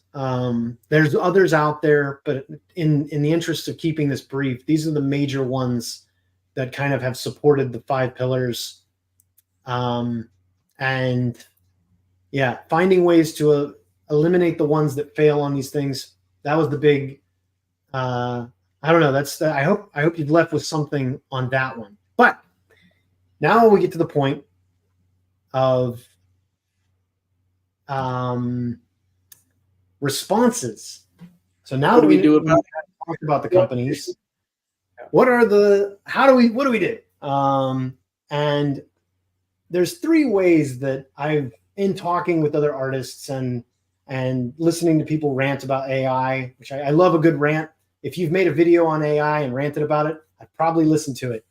And a lot of them have what I think is a like internal spiritual mental health. I think this idea of go down to Winchester, have a pint, and wait for this whole thing to blow over is probably the healthiest, most zen thing you can do with all of this. Artists we've gotten to is to put your head in the sand. I mean, it's the old man response to this. But artists have been through a ton of apocalypses, both real ones and fake made up apocalypses. It seemed like we were going to be destroyed by photography. We did fine. It seemed like we'd be destroyed by digital filters. We did fine. It seemed like we were going to be destroyed by photo bashers. Didn't matter to us at all. It seemed like 3D art might be a threat. It was not. In every instance, some new technology came along that seemed real scary. It shuffled things around for a little bit. But people who like to paint with their hands, who were really invested in developing a skill, they barely even noticed any of those things. And they had great careers. AI does seem different, but who knows? Maybe it's going to go the way of the NFT. We can ignore it and we just keep painting. I do believe mentally this is going to be the best thing for your quality of life and maybe your career. Just keep swimming. And I predict the ones who do just keep swimming and who focus on purely pushing their skills, particularly their traditional skills forward, their portfolio forward, painting things that they love as if none of this is happening, will have a great mental and emotional and financial state. However, as in Shaun of the Dead, the zombies did eventually get to the windows and they did eventually break through and they did eventually get his friend. And as time goes on, if we do choose to ignore this, in spite of how personally healthy it might be for us, I do think we are going to see a community that shrinks and friends that turn into zombies as less and less people choose this as their career and our space becomes ever more and more small and toxic. So you may be happy, but you might also be the last of an era. Which brings us to number 2, fight. And these poor souls will be the most frustrated and will suffer the most. Like me, they will burn down all the companies around them in a rage at the betrayal they have felt in a futile effort to shake their fist at God and exert some control over their fate. They will conduct witch hunts. They will fracture their own community. They will be toxic to engage with. They will be overall less happy. They will produce less work, and they will spend more and more and more time fighting the darkness. And that's grim. But without them, art as we know it may well collapse, just as it did in the last century when artists allowed critics and government agencies to dictate what art was. People will leave art because of this. And if you don't like that, then this is worth fighting for. And we should point to some other fighters in history. So this is going to be, well, Steelman, one of the arguments for the opposition. You gatekeeping artists are Luddites. You hate technology. You don't want us to have cars. You want us all to be stuck on horses forever, which is untrue. And they're going to make comparisons to the Luddites. Now, the Luddites get a bad rap in history. They are seen as people who want us to have never had cars, be riding on horses forever, smash the machines. This is false, historically. It is the result of an effective smear campaign done by the phenomenally wealthy factory owners of the time who were literally feeding orphans into the furnaces for profit. The Luddites were not people who hated technology. On the contrary, they were, in fact, the people who were generally running the machines. They were aware of the possibility and liked the possibility of the machines. What they didn't like, what they hated, was a narrow elite using machines as a cudgel to insist that the laborers work 16, 20-hour days in squalid, tormentous conditions with no healthcare or lodgings. And if they didn't work in these inhumane conditions, the factory owners would replace them with more machines. The laws at the time forbid these people from unionizing, and when they did protest, they were beaten, fired, deported to Australia, or killed. The factory owners were literally able to bribe politicians to change the laws, allowing them to kill or deport anyone who opposed them. This is insane. And somehow the Luddites are meant to be the bad guys here. The factory owners, the Luddites opposed, were objectively evil people. And they launched an effective smear campaign against the Luddites. We and the Luddites are not against progress. We are against treating humans so inhumanely, particularly for the narrow interests of a few evil old men. And like them, we are advocating for collective action to resist this inhumane treatment. And again, this is worth fighting for.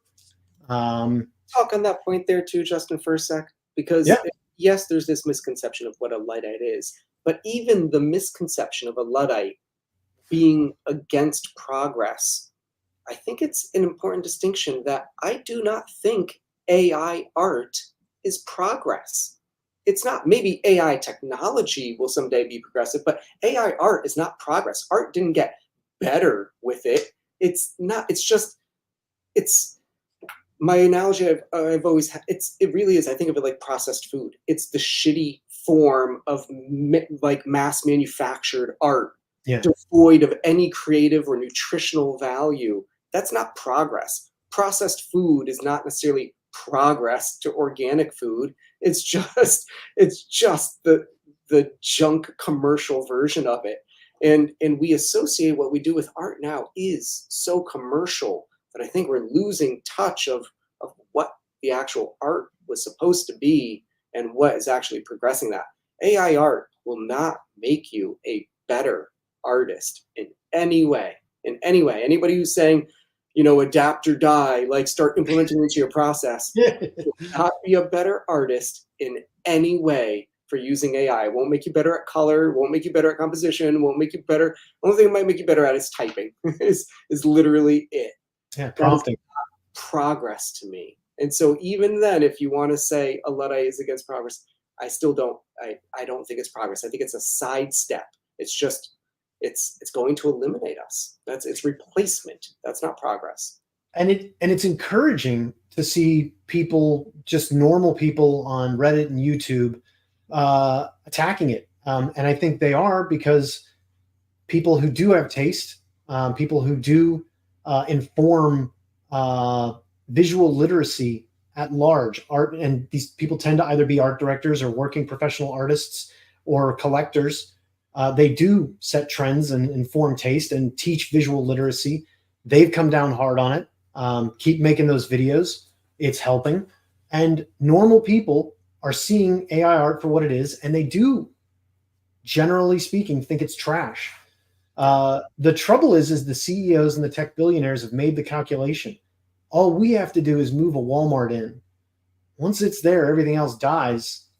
Then what else are you going to do? You got to come to Walmart. So we profit one way or the other. Yep. And they're making that calculation, and that's their, in my opinion, that's their plan. They don't care about the taste. They care about the profit, and we're collateral damage, or just who cares about us? Like, there's so many other people out there that they can make money on. They don't need us. And the same thing. You go to Walmart, you don't expect quality. I don't go to Walmart and buy a chair and be like, this is a really good chair. I'm gonna hand this down to my kids. No, right. I go there to buy crap because that's what I needed at that time. And I think most of the world, or at least when you're surfing Facebook, they don't need high art. They need crap. They need a picture to go with their article. That's all it is content. It's not really art. It's content, and they can mass produce it now.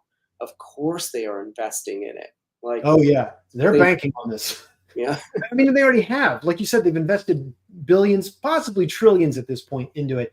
Microsoft, Google, Amazon, none of these companies are backing down. Like, this has to work. Oh, it'll be a self-fulfilling prophecy. It's the same thing as advertising a book. Like, the more you spend on advertising, oh, it's a bestseller. It's like, yeah, because you bought a USA ad and you did all these things.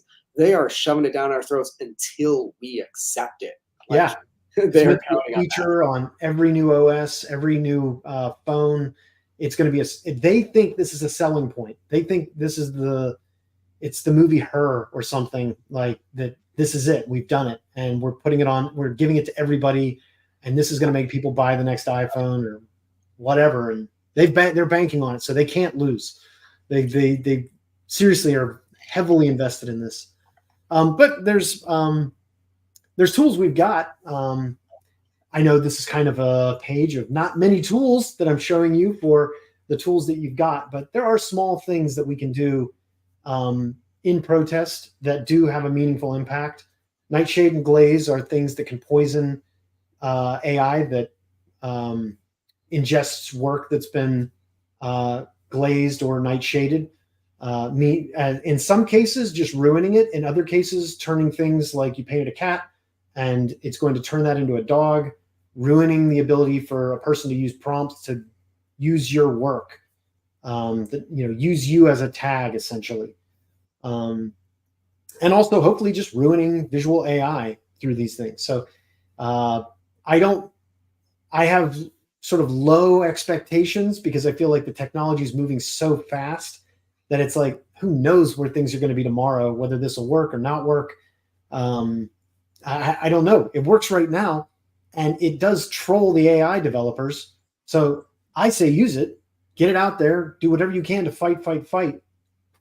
I'd also like to point out, mentioning Kara and stuff up here, which is very anti-AI, and they have an anti-AI stance, and they have glaze built into their app so that you can use that.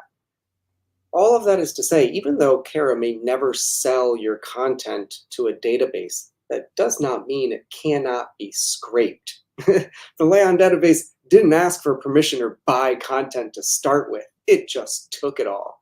If your stuff is anywhere, essentially, it can still be stolen. It may not be sold, but it can still be stolen, and it's been stolen plenty of times already.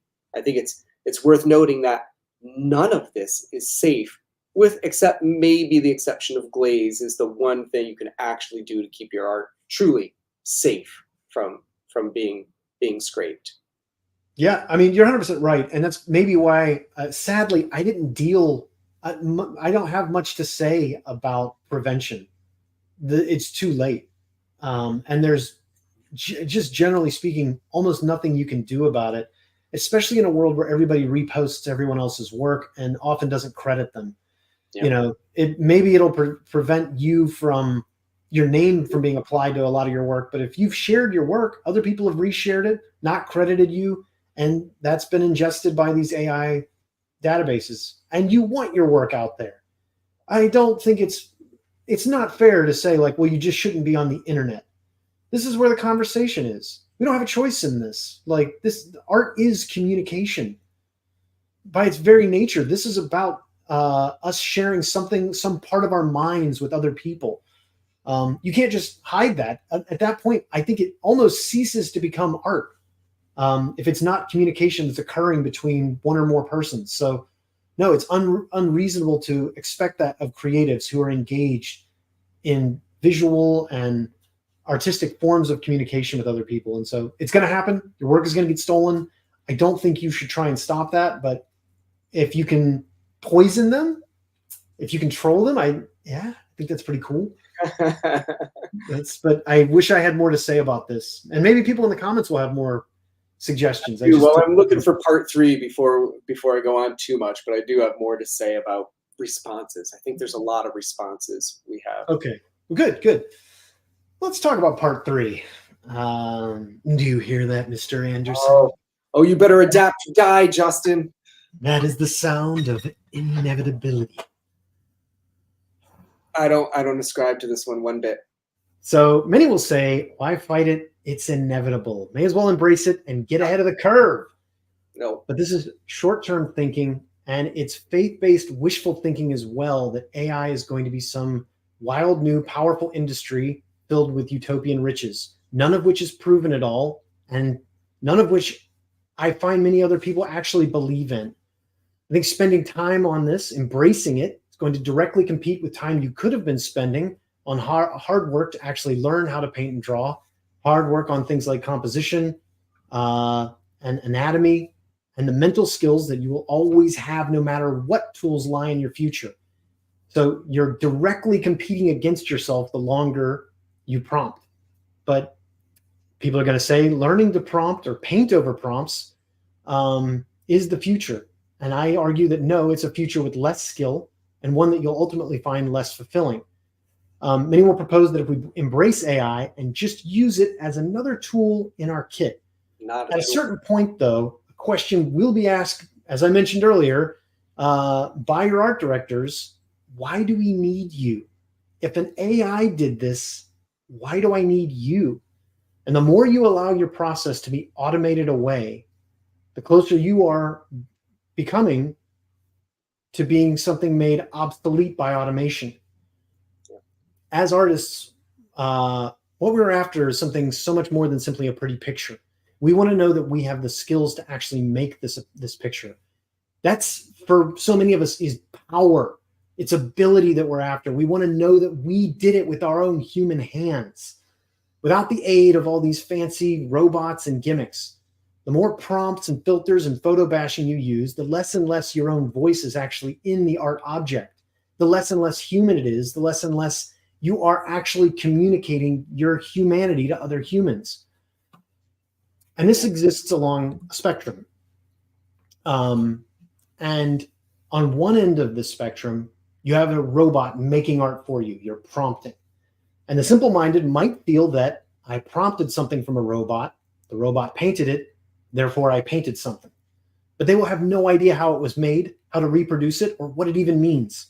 It is an empty and powerless expression of a lack of creativity, where you are voyeuristically enjoying the work of someone else who you are imagining yourself to be. On the other far end, we have primitive artists who are using purely analog materials they can find or make anywhere and at any time period. And they're creating works purely on the skill of with their own body and mind. And they are the greatest expression of human creativity and self-empowerment through skill that we have. Along the way between these two, we have all the variety of different artists who've chosen whether to embrace tools or not. And the more you embrace these ever more elaborate tools to automate away the tasks in your work, first by using analog tools like rulers and projectors, and eventually digital ones like cameras and Wacom tablets, at a certain point along this spectrum, every real artist, when they're inside their own minds and hearts, every real artist who's in pursuit of a personal ability will find themselves suddenly uncomfortable with how much reliance they have on their tools.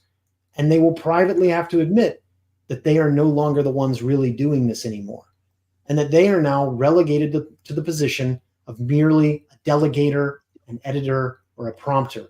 And deep down, they will know they are no longer an artist. Externally, this may be enough for many of them. especially if no one in the outside world knows they're cheating. But internally, I think this is going to be deeply unfulfilling. And if they are in pursuit of an ability, something that's incredibly important for humans, a self-empowering skill that imbues a person with a sense of pride, well-being, and purpose, then automating away their work will ultimately be unsatisfying. Um, so Yeah, I don't recommend embracing. I like this graph, by the way. I like the gradation of it. It's funny. I tend to think of it a little more dichotomous, but I want to point out a few things, and I know some of this will will will upset some people, I think. But I've heard so many people say that AI is not like digital art. Digital art is just like painting. Digital art is just not like painting, guys. I'm sorry to all you digital artists. It is not just like painting. Try to airbrush one nice even gradation on a board and then do it digitally in Photoshop. And you'll know they're not the same. What is the same is the creative process. That digital is a tool because it's offloading labor. It's the actual physical labor of the thing that's easier. It's easier to use airbrush in Photoshop. It's easier to use the grade 8 tool. It's easier to use the text tool than it is to do letterpress. That's a tool, not a machine. AI is not just offloading the labor, it's making decisions for you. You may be typing in a prompt, but you are no longer the decision maker. You become the editor of this thing at the end. And that's the real distinction to me. It is not just another tool to learn and add to your toolkit. A tool does what you tell it to do. AI is doing what it wants to do, and then you're taking what it gives you. And to go even further, I've now seen people using AI as their reference and then painting based off that. And now what you literally have is the machine calling the shots, telling you what to do, and you, the human, are doing the labor. You are literally the tool in this scenario if you're using AI in your reference, in your process at all. It's been completely swapped, and we've somehow just gradually degraded what it means, or through competition, what it means to be an artist, that you have to do this thing, you have to adapt or die. You don't. You really don't. You don't have to do this shit at all. And I don't think it makes you a better artist in the long run. That somehow I wish people would realize there is the choice. I'd say response number 4, Justin, I would say, is abstain or refuse. And it's not quite the same as fight, but we can literally just say, no, I'm not using that. I won't use that. I don't use TikTok. I made that decision. I have never opened a single damn TikTok video in my life. I made a choice that I'm waiting that one out. It will be gone in 10 years. I'm just not doing it. It's not good for my mental health. It's not good. It's not good for the audience maybe I need to reach, or I'm spread thin. Same way, if everybody just chose not to use AI, they're not going to keep putting it in every damn product. It really is that simple, is the choice to not use it. Everybody that's saying you better adapt or die and you got to use it, I haven't seen one person worth their salt as an artist actually say that for what it's worth. Yeah. And I just don't think it's a career strategy. I think it's a dangerous career strategy. The more you automate away your work, the more you can be replaced by automation.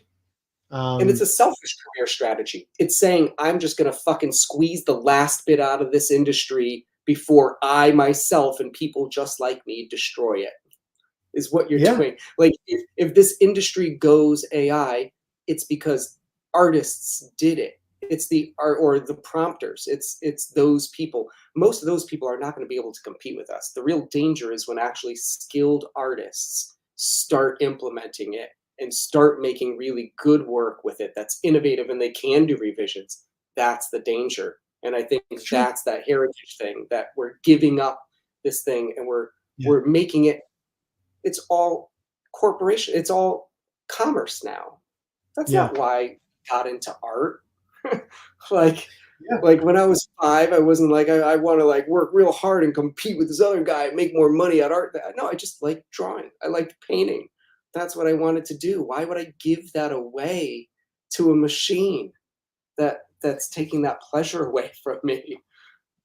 I mean, there's always been a thing where traditional artists have a chip on their shoulder towards digital artists, and at this point, like you described it earlier, it's camaraderie at this point, especially when you've tried both. And I work in both, and I can attest traditional art takes more skill, but Yeah.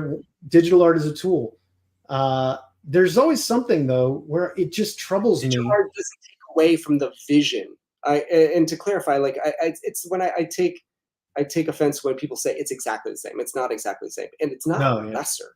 Make it a lesser piece of art to me. It's a different skill set, but the vision comes through equally as uniquely. I think that's what's important is this artistic voice and vision. It was just a better tool. It's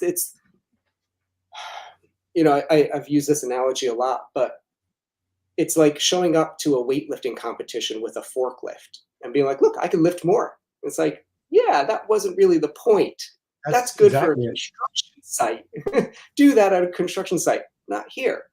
I'm Yeah. trying to be a better painter. That's my goal, you know? Yeah. And I mean, you mentioning the people though that they'll be AI assisted and they will be able to make the corrections and everything. I just feel like number one, they'll never get accepted by traditional artists, not ever. And they'll have to engage with that as just this toxic part of our community forever if that does become a thing. But more than that, isn't it precarious? Doesn't it feel precarious and worrying that at any moment the rug could get pulled out from under you?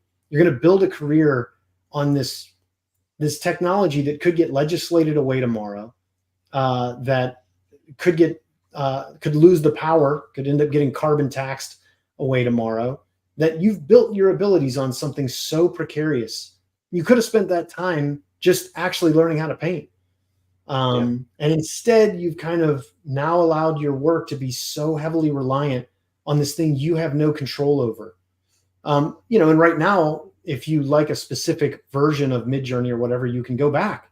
In the future, you may not be able to. You may be stuck with the data sets that they allow you to be stuck with, which may be trash, which may not be able to allow you to do what you're doing now. Why would you ever want a situation where you can't control what you make? Where someone else, some other thing that you have no control over is doing it. I can't imagine this is going to be satisfying in the long run for anyone doing it now. But there'll be the temptation, But I don't think satisfaction was their goal. I think we've lost sight of that. And I think myself included, I think a lot of everybody fretting on Facebook about AI is not focused on the satisfaction of just making their art. And this maybe goes back to the little bit of the ignore it problem that I'm just going to keep painting. Like I'm trying to remember this is why I'm doing this. I don't need to run that race. I don't know, like that's not the race. I'm just not picking that.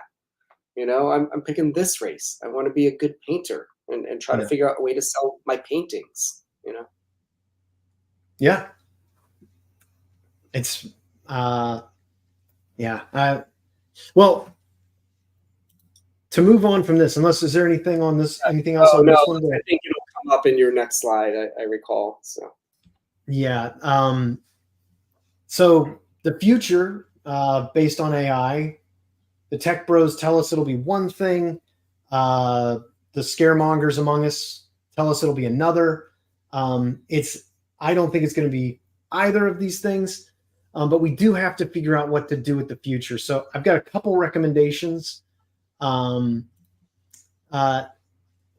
everyone, just in closing here, and three things first: community, personal, and legislative.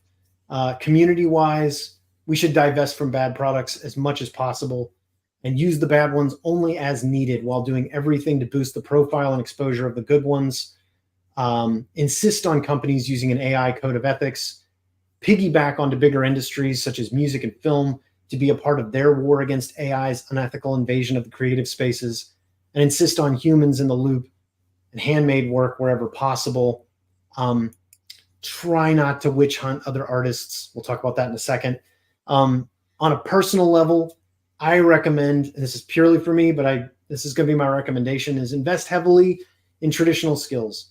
Make sure that in your pursuit of excellence in art, it is the ability to produce the thing, the skill, the ability that you are after, not merely the product. This is going to be ultimately more rewarding for you. It makes you bulletproof as the industry changes around you. People who can draw and paint from life will always rock, no matter what tools are popular, no matter when. Also, oil paint and marble are transcendent and they'll last forever. Silicon and flash drives will perish. Finally, legislative, like governmentally, things that if we can advocate for, we need greater protection for our copyright and personal work.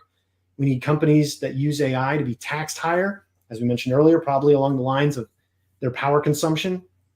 That money should be channeled into social safety nets and things that AI will most affect. But we must have legislation that eliminates it becoming a means by which a narrow group of elites are able to siphon ever more and more money away and ever more and more political power away from regular society.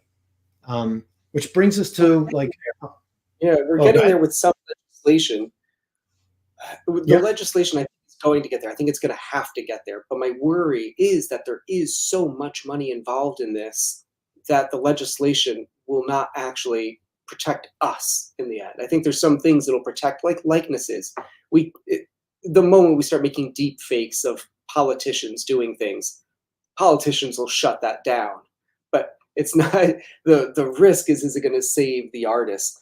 And I think mindset is more important almost than that legislation. The same way, to go back to that food analogy, I think we have to demand better of our art. That we have to say like, no, I am doing this by hand. This is what I expect when I buy art, that I'm not buying this art that's AI. And I think companies need to be proud of the fact that they hire humans instead of using machines. And that it should be like this. It's like, I don't eat McDonald's. I don't eat McDonald's. I don't drink soda. It's crap. I'm not going to do it. It doesn't matter how good McDonald's advertising is. I just don't eat that. I think until we get as a culture at this point where we're like, I'm just not buying that shit, it needs to be a point of pride that for the sake, truly the sake of our health, that it doesn't become this scourge on us. We can hope the laws will stop it, but I don't think the laws are going to stop it. I don't either. And it's why I don't recommend waiting for the government to save us. The government's not going to save us. Likely they're going to make it worse. The billionaire tech companies will be able to spend a whole lot more on lobbying than we will. So it's highly unlikely we win this in the long run on the governmental grounds. But we do have the right to defend our industry, to advocate for our industry and for the future of our community. We have every right to do that. And, we'll keep doing that. But the main thing with that mindset is don't stress out about this too much. Just keep painting and paint for the people who love painting. We already have clients. What about the people who have to worry about selling their artwork online? How can they not worry about it? I think a lot now. I think you showed it at the beginning, but the I Hire Humans initiative that you've got, I think community things like this are a part of it. Helping each other in this community is a part of it. I run a Discord where we do a whole lot of trying to help people who have questions about their art, who want to take their art further. Teaching the next generation is a major part of that. Trying to share other people's work. If I get a client who asks me to do a job and I cannot take it on at the time, I have a number of people whose portfolios I send that person right away. These are the initiatives that I think are going to help the next generation and that can be incorporated into a healthy mindset. For don't freak out, don't despair. Don't let the enemy tell you you've already lost.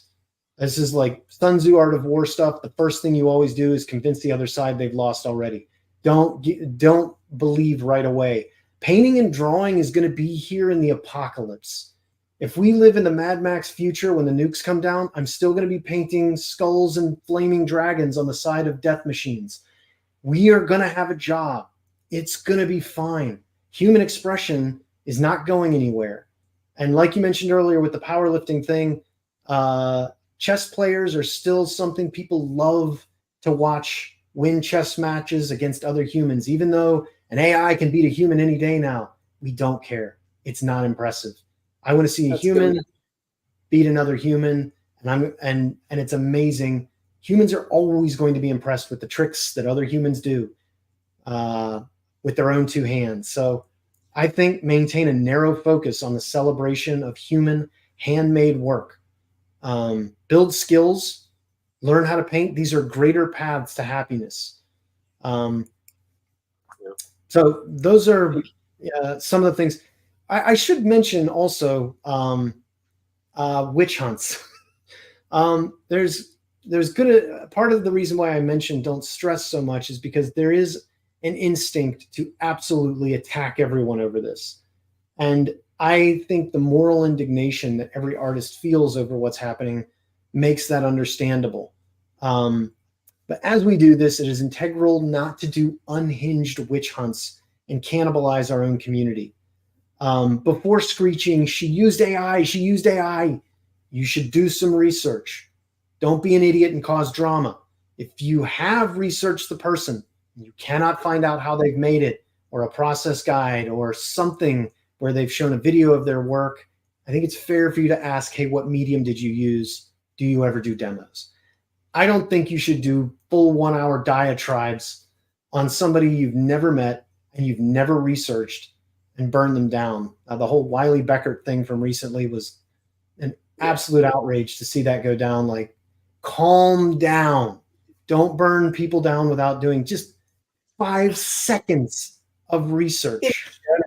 In general, I think ultimately what we want is positive reinforcement. I don't think the negativity is going to help the industry at all. And it's one of the reasons why I think it's about the idea of promoting this is human made. This, I only hire humans, until that's a point of pride. Less so, I'm afraid to use AI. that's it's like this negative connotation. The same thing with the witch hunts. The negativity behind it ultimately just destroys ourselves. And I can say this honestly, I've been in enough industries now between fine arts and illustration and comics that there are 3 distinctly different industries in the way artists treat themselves or one another in those industries are different. Sci-fi fantasy is by far the most generous and kind and self-lifting community I've ever been part of. That it's really cool. You can't take a job, you give it to somebody that can.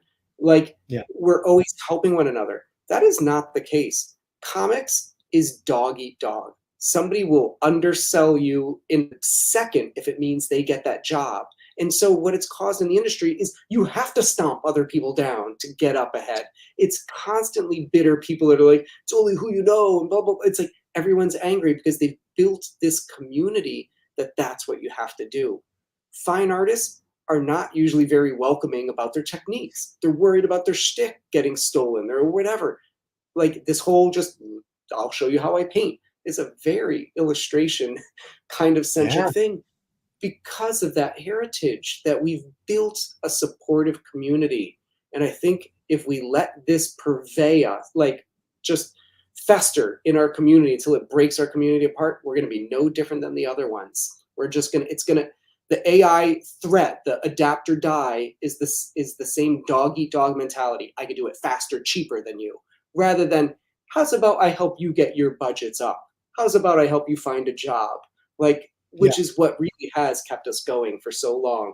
And I see it slipping away. I see it slipping away day by day.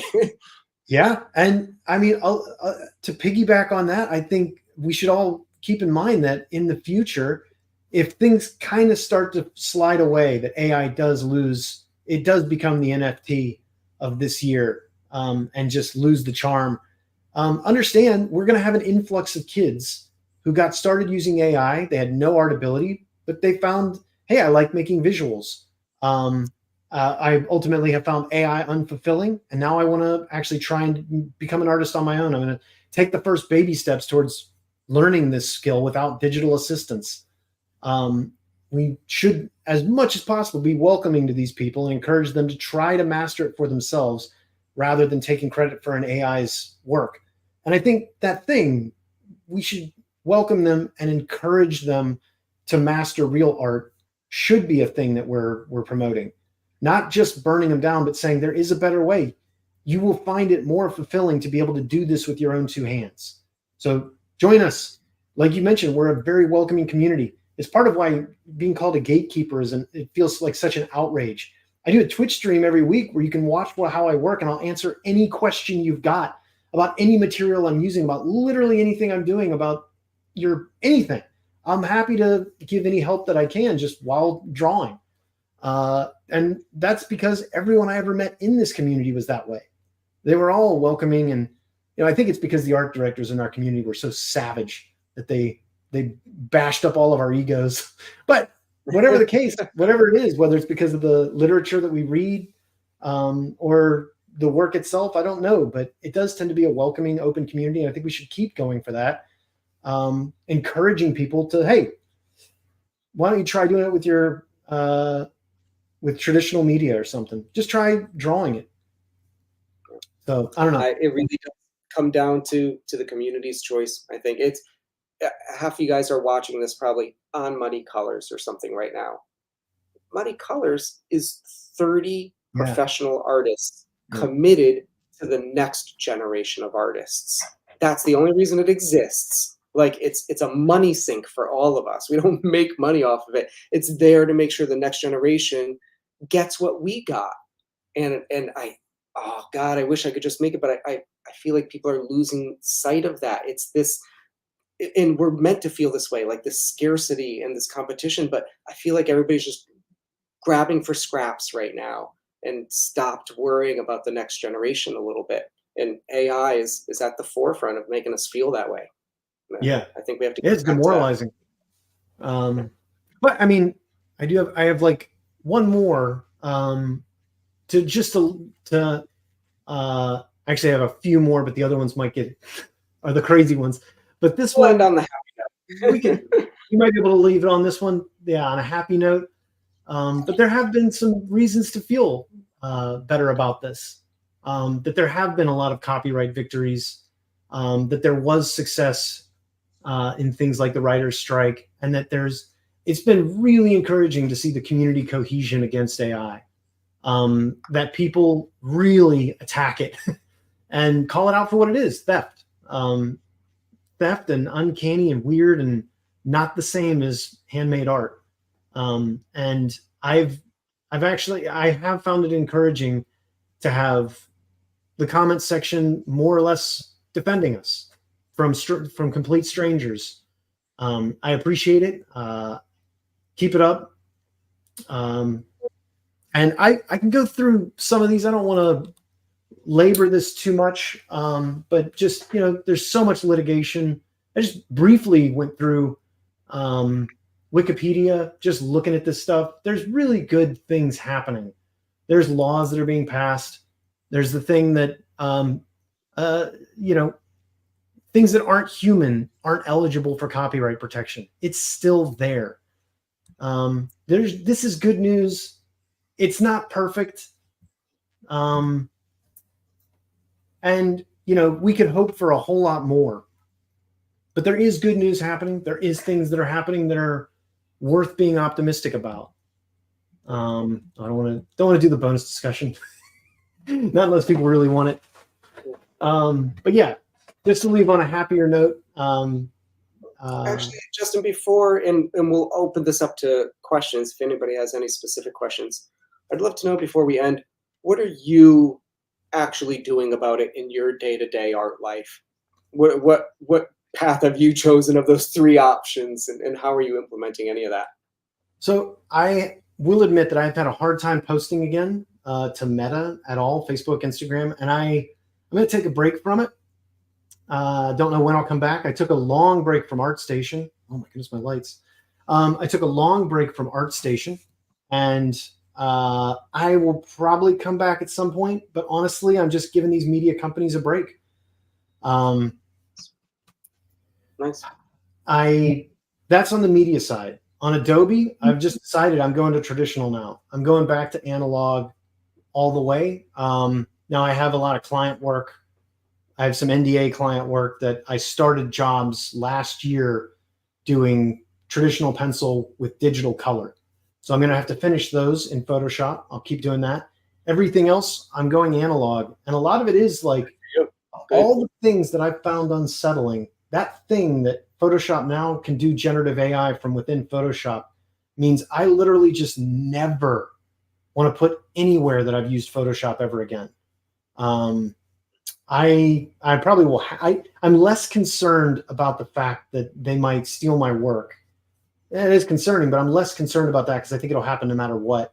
And I'm more concerned with just the loss of just the idea that people would think I used AI, that Photoshop is now just another trash tool that does the work for you. And so I'm back to analog, and I'm going to be doing traditional work. I've got a post that's going to go up on my Patreon July 1st describing just all the work that I'm going to be doing in the future, how I'm going to be doing it, doing tutorials that are going to be promoting, sharing ways of working in watercolor and pencil and pushing those forward. And then I did something when the pandemic hit called Let's Draw Monsters, which was a community event. It was a challenge where we would give everybody about 2.5 hours to, we'd put up a creature prompt. It was some weird mashup, a mythical creature, and then give people 2.5 hours, get in there, do the best you can. And we share it all at the end, and we critique each other's work and look at it. And I gave silly prizes, and it was a ton of fun. And then AI came around, and I kind of lost the heart for it because, you start getting a couple AI prompts in there. People who didn't do any work, they just sent in a couple prompts. It's so disappointing. And I just didn't feel like dealing with it, and so I shut it down. I haven't done it since. But this August, I'm going to bring it back, and I've thought about it a long time, and I'm just going to do an analog Let's Draw Monsters. The whole purpose is we're going to do this in wet media, first pencil and then wet media. Instead of one stream, we'll probably do 2 streams, though I want to get my community's feedback on that idea if people would like to do 2 streams. But the whole purpose is just going to be trying to help people understand this is not hard. This is something you can do with very simple steps. You can do all of it by hand. You can make really cool, weird, interesting things and share them with a community of like-minded people. It's not hard. It's easy. I'm going to show you some simple ways. Kids can do it. I want to hopefully have my kids do it with us. And I want to break down some of the mystique of art making. And then, unfortunately, for some of my digital friends in the community, I'm going to insist everybody get your phones out and take a photo of the traditional piece for when you send it in. I want everybody to do that. So I don't know. I'm going back to analog for a while. Not, who knows? Maybe not forever. Maybe I'll pick up Krita. Maybe I'll pick up Affinity later on. But right now, there's always this cultural backlash to things, and I've seen an uptick in my students.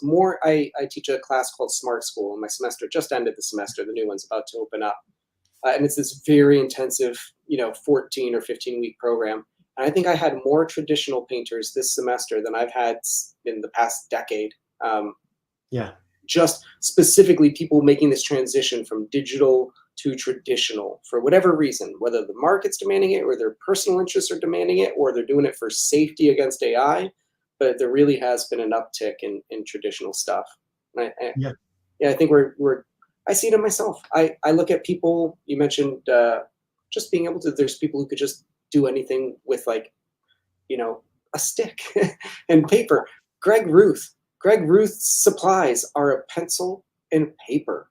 There's no color study. There's no digital comp. There's no he is just drawing the way we all probably drew in our youth. And And I see that and it inspires me. I'm like, man, if my internet goes down, I'm like, oh, I guess I can't paint today. And it's Right. like, when did that happen? When did Exactly. the internet stop my creative pursuit? That I don't want that anymore.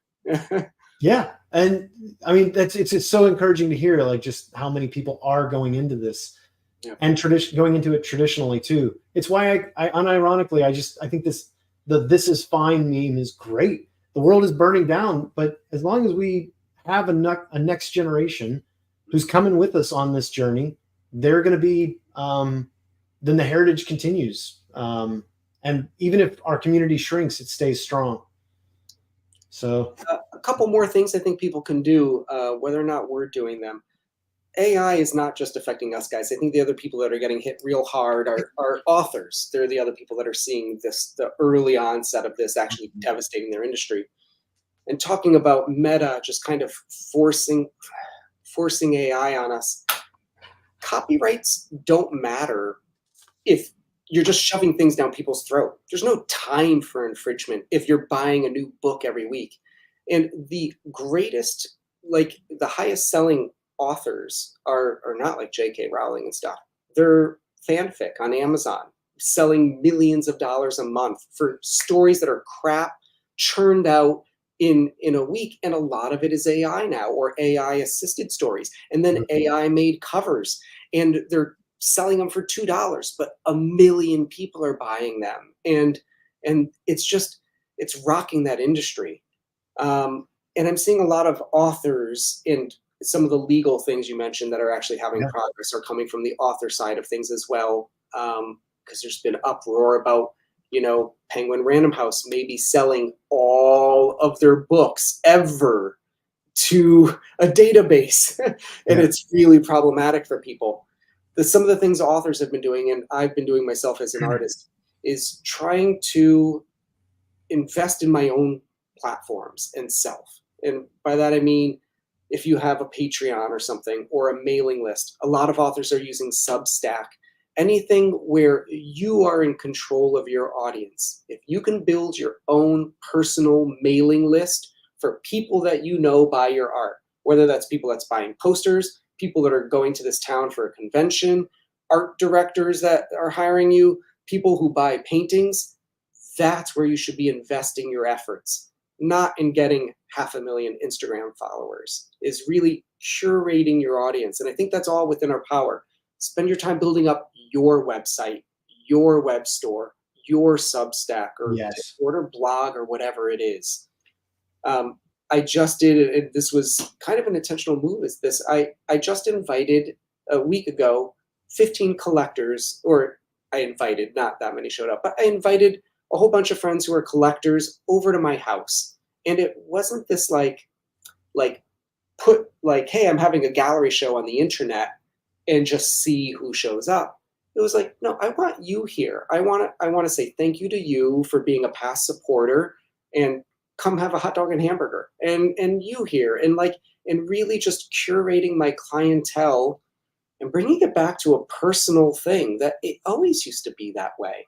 Like, it used to be a one-on-one interaction that they were supporting me, or I'm making something for this person, for this art director, to make them happy. And I've lost that a little bit. I'm trying to get that back. What else am I doing? I'm abstaining. I'm trying not to use AI in any way. Mostly, yeah. I think saying that is kind of like I'm abstaining from invading any countries right now. Yeah, yeah. Well, good. You weren't. That's. I try not to use any of it, like even in there's like even ChatGPT or anything. Yeah. And I have been posting a little less art online for what it's worth, and I've been doing more of it on my Patreon, and using, if I'm going to feed my art into Instagram at all, it's probably going to have a lot of text on it, and it's going to try to direct you somewhere else, off of Instagram, off of Meta, to my website or my Patreon or whatever, so that then I could better curate it. And I am hoping to even be better about that. And hopefully one day I don't even need Patreon, that it's just, my own personal mailing list or whatever that maybe I'm doing through Squarespace. I'm They do subscriptions on Squarespace, by the way, now, guys. I know a lot of us use Squarespace for their sites. There's almost nothing you can't do on Squarespace that you're using Patreon for. It's worth looking into. Same thing with Gumroad. I forgot to mention that Squarespace apparently has a in their terms of service, you can opt out of any crawlers accessing your data, so you can prevent your work that you're posting on Squarespace from being ingested by AI. I've not researched that, but I heard that right before we went live that Squarespace actually had really solid terms for artists. So yeah, that's a good point. Yeah. Let's guys, I know this is quite long, quite encompassing, but if anybody has any questions, I see so many good, really like great comments, and sorry I couldn't post them all up, just thoughtful things throughout these comments. But if you have any actual questions for Justin, please toss them in the comments now. Yeah, I feel like we were very, very thorough.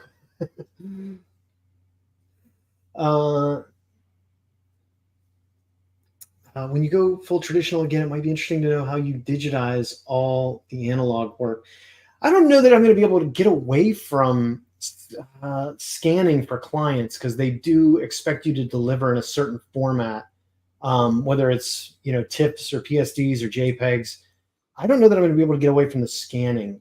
Phone cameras are awesome though, and for taking photos of like originals that I've got and sharing those on social media or even Squarespace or wherever, I can do a whole lot with just the phone. I don't know how I'm going to get around the scanner. Ultimately, I hear Affinity does handle that stuff.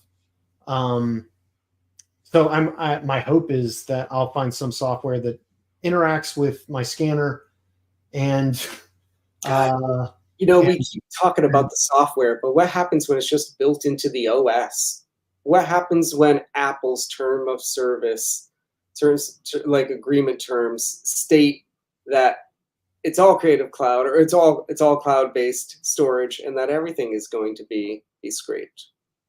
It's a great question. And I mean, at that point, they're insisting that you're not allowed to share your work, or they own it. That by sharing your work, you've given up copyright. And if that's the future we live in, then that's it. The robots won. But I'm still going to keep painting. It's not like I'm going to stop.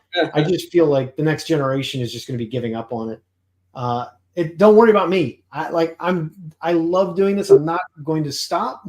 But I worry about, that the community around me just shrinks and shrinks and shrinks, which is a bummer. Yeah. Well, I think and this is coming from a privileged standpoint, I think you and I don't have to worry about it as much as somebody 15 years or younger. Yeah. Man, it would be a bad time to be getting into art. Now, I can absolutely ride this out until I'm done. But yeah, it'd be such a bad time.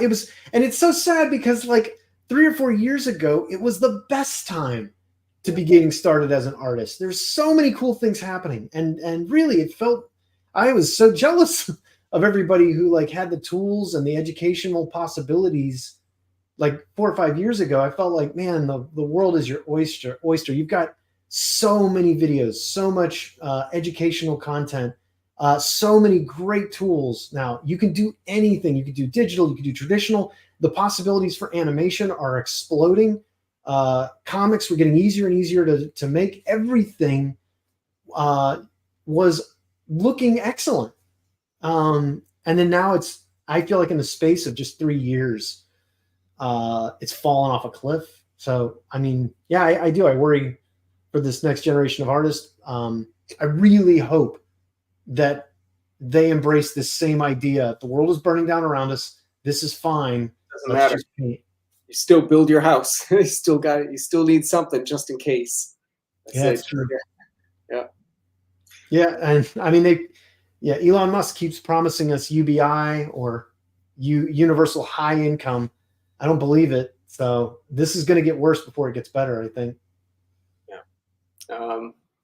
Yeah. It's part of the problem. It's, we live in the society where we've monetized everything. We've monetized opinions. We've monetized creativity. Like that's that's the problem ultimately, is Yeah. that we've bought into all this social media crap. Like, we're lucky enough to remember pre-social media. I think a lot of artists that I've had as students have, honestly, since they've considered art like seriously, like from the time they were a teenager on up, have always had social media. Like, that's been the way to do it. And I think we have a hard time imagining not having that. But I really think it's ruined a lot of this for us. Yeah. That amount of likes, like, oh, I gotta present my art in a damn reel if I want people to look at it. I gotta turn it around real slowly, so people are interested in it. That Yeah. What have we done to we've let the bar get so lowered that our art it's entertainment, it's commodity, it's whatever, but it's becoming less art. Yeah, yeah, and it's disappointing when there was so much possibility there, and I don't. It still could be. But it's not in this format. Yeah, This is going to destroy it. This is toxic for the human. yeah.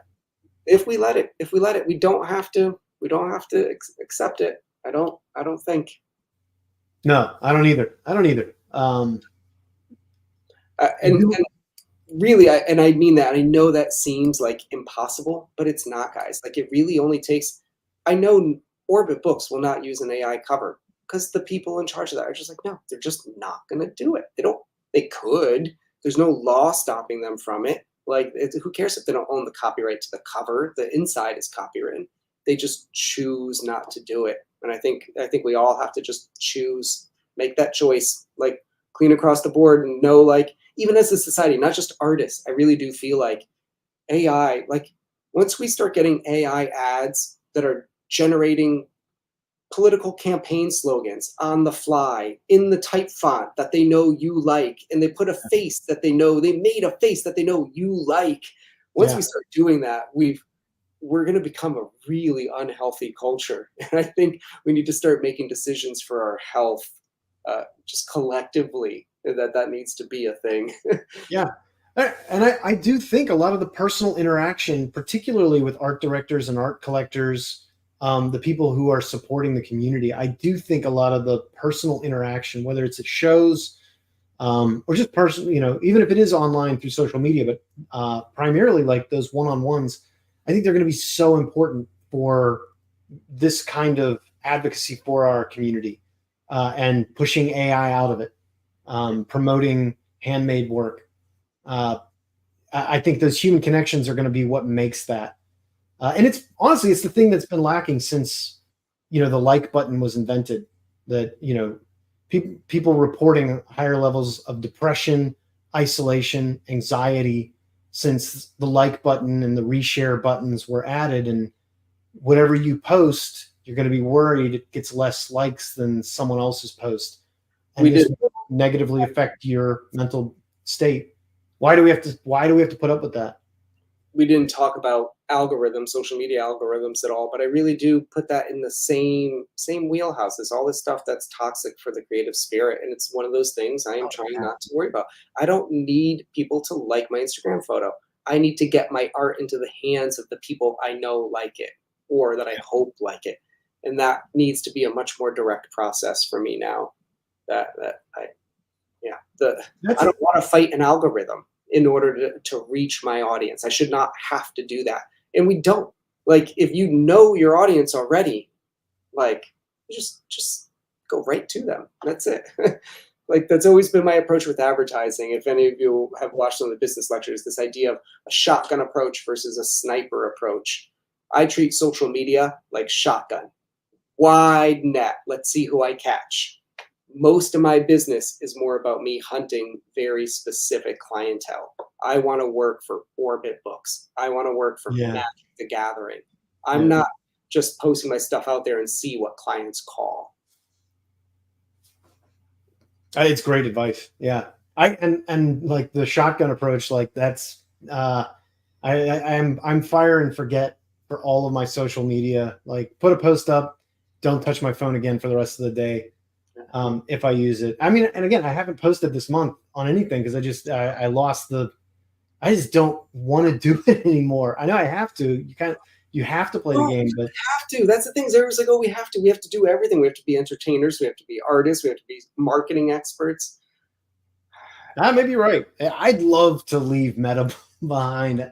I like you. I did the exact same read with TikTok that this is not for me. I might be missing out on something, and that's a penalty I'm willing to pay. Yeah. I'm not diving into this. Nope. I I hate didn't it. do Mastodon either, and I didn't do Blue Sky. Not missing them. It'll be now. It's Kara. There'll be another one. Yeah, exactly. And I just don't have the heart to do it anymore. I don't know. Maybe eventually I'll be bored enough to post again, but I've had a hard time with it. But if I ever do, my approach is always post it and forget it. Don't look at it. I appreciate anybody who comments on it. I may not ever see those comments. That's it. Please don't send me messages on Meta. I won't see them. Yeah. That's probably terrible. I don't know what to do about it. I just don't want to be on those sites. No, I know. It's so depressing. Yeah. I've never left Instagram or Facebook feeling better about myself or my life or the people I've encountered there. I've just not enjoyed it, and maybe I'm weird in that way, but No, can't recommend it. I think you're in the majority there. Yeah. I think most people are not happier after surfing social media. Yeah. And I don't think it rewards an artist in any meaningful way. Like No. actually like making a connection with a person or seeing how many likes or comments a piece got.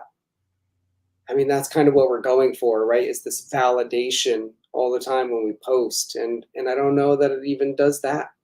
But yeah. I think we've got some soul searching to do as a culture. And that Yeah. is not really the problem. It's the symptom of this entire thing we've set ourselves up for ultimately. Yeah, allowing that thing to become what you determine your self-validation on.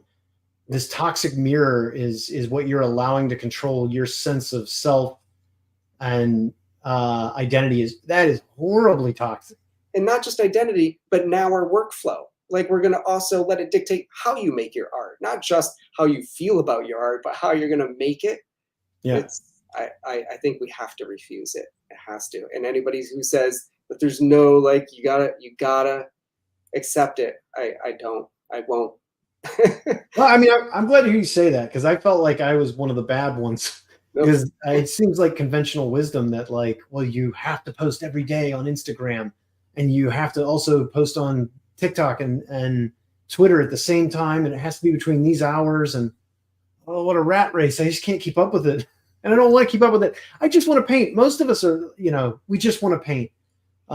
This is only to facilitate our ability to paint. And I'm only wanting to engage with it insofar as it allows me to paint more. The people that I find personal connection with and that I enjoy interacting with tend to be in live audience situations, like whether it's Twitch or just hanging out in that kind of format, but mostly it shows and conventions. I get so much more out of that. We should mention that. Actually, I would say Twitch and YouTube are also probably another great place to start building your audience a little more intimately. And of course, all of these things can be taken away from you. YouTube can do whatever, but if people can find you in a spot and you're not fighting this algorithm to reach your audience, the more direct you can get. You guys watching here right now, you're the people I'm interested in reaching. I think YouTube and Twitch are both great spots for that as well. I totally agree. Totally agree. Yeah. I've enjoyed it. And even if the nice thing about it is I've never really panicked about growing my community in either of these places because you're punished when the community grows because you start getting insane comments in the chat. And instead of, it's nice just staying at a manageable size with people like familiar faces and names. And I don't know, people you kind of got a relationship with. Like I get a lot out of that. I do really enjoy it. And so, yeah, I think there are venues that are more positive for human beings than these, weird social media sites, which just reward exhibitionism and voyeurism. And destroy our sense of self. So I don't know. One more little practical piece of advice before we wrap it up, guys. I see we're losing some viewers and it is getting late. We mentioned places you can go to kind of avoid social media a little bit. Justin, you mentioned in-person conventions are a big thing for you. Do you mind listing what actual conventions you think are good places for artists to start looking into? I mean, some of the obvious ones, no matter where you are, the Comic Cons, you will probably find illustrators there. You'll certainly find comic artists there, and you'll probably find like-minded individuals at a show like that, whatever it is. Obviously, the bigger ones are really cool, New York and San Diego. But there's tons of artists, I should say, of meeting actual art directors there. A lot of portfolio. Great chance, yeah. You know, there's other ones that are tangential to it. Heroes Con, Gen Con. Gen Con is really great for tabletop gaming, and tabletop gaming loves traditional artists, handmade art. So you've got an enormous pool of potential like-minded individuals at shows like that. Currently, I'm only doing a LuxCon and Dragon Con, both of which are excellent shows. We have small children, so it's kind of hard for us to work in as many shows as we used to, but someday we may do more. I'd love to work in Gen Con again. We used to do Spectrum a lot. Sadly, they don't do that anymore. And I'd like to do Lightbox at some point. It always overlaps IlluxCon, I think. What's that? It always overlaps another con, either IlluxCon or Icon or Dragon Con or something. That's why I haven't been there yet. But I hear good things about it. Yep. So yeah, are there any others that you recommend? Or nope, same issue with me. I kind of don't do them unless I could drive to them, and those are the big ones. I love Heroes. It is the most, for its size. You know, it's like a Comic-Con, except instead of being 10% artists and 90% retailers, it's 90% artists and 10% retailers. I love it. And Dragon Con is a big one for me. And then IlluxCon, I don't exhibit at it, but I go just for the sense of community there. And if I was a young artist, that would be the place I would want to go meet art directors. Yeah, it's great, and they're a lot of fun. If you do go, come say hi. We love hanging out at these shows. And bring a portfolio if you want. We're happy to do it. Awesome, guys. Thank you all for the interesting comments and questions and insight in the comments. I appreciate that. Thanks for watching this whole thing. And Justin, thank you for taking the time to put this together and helping to lay this out for us in some way that I think is a little easier to actually assess and form some informed opinions on what we're actually angry about. Yeah. Glad to. Thanks for having me. Thanks so much. Take care, guys. Bye-bye.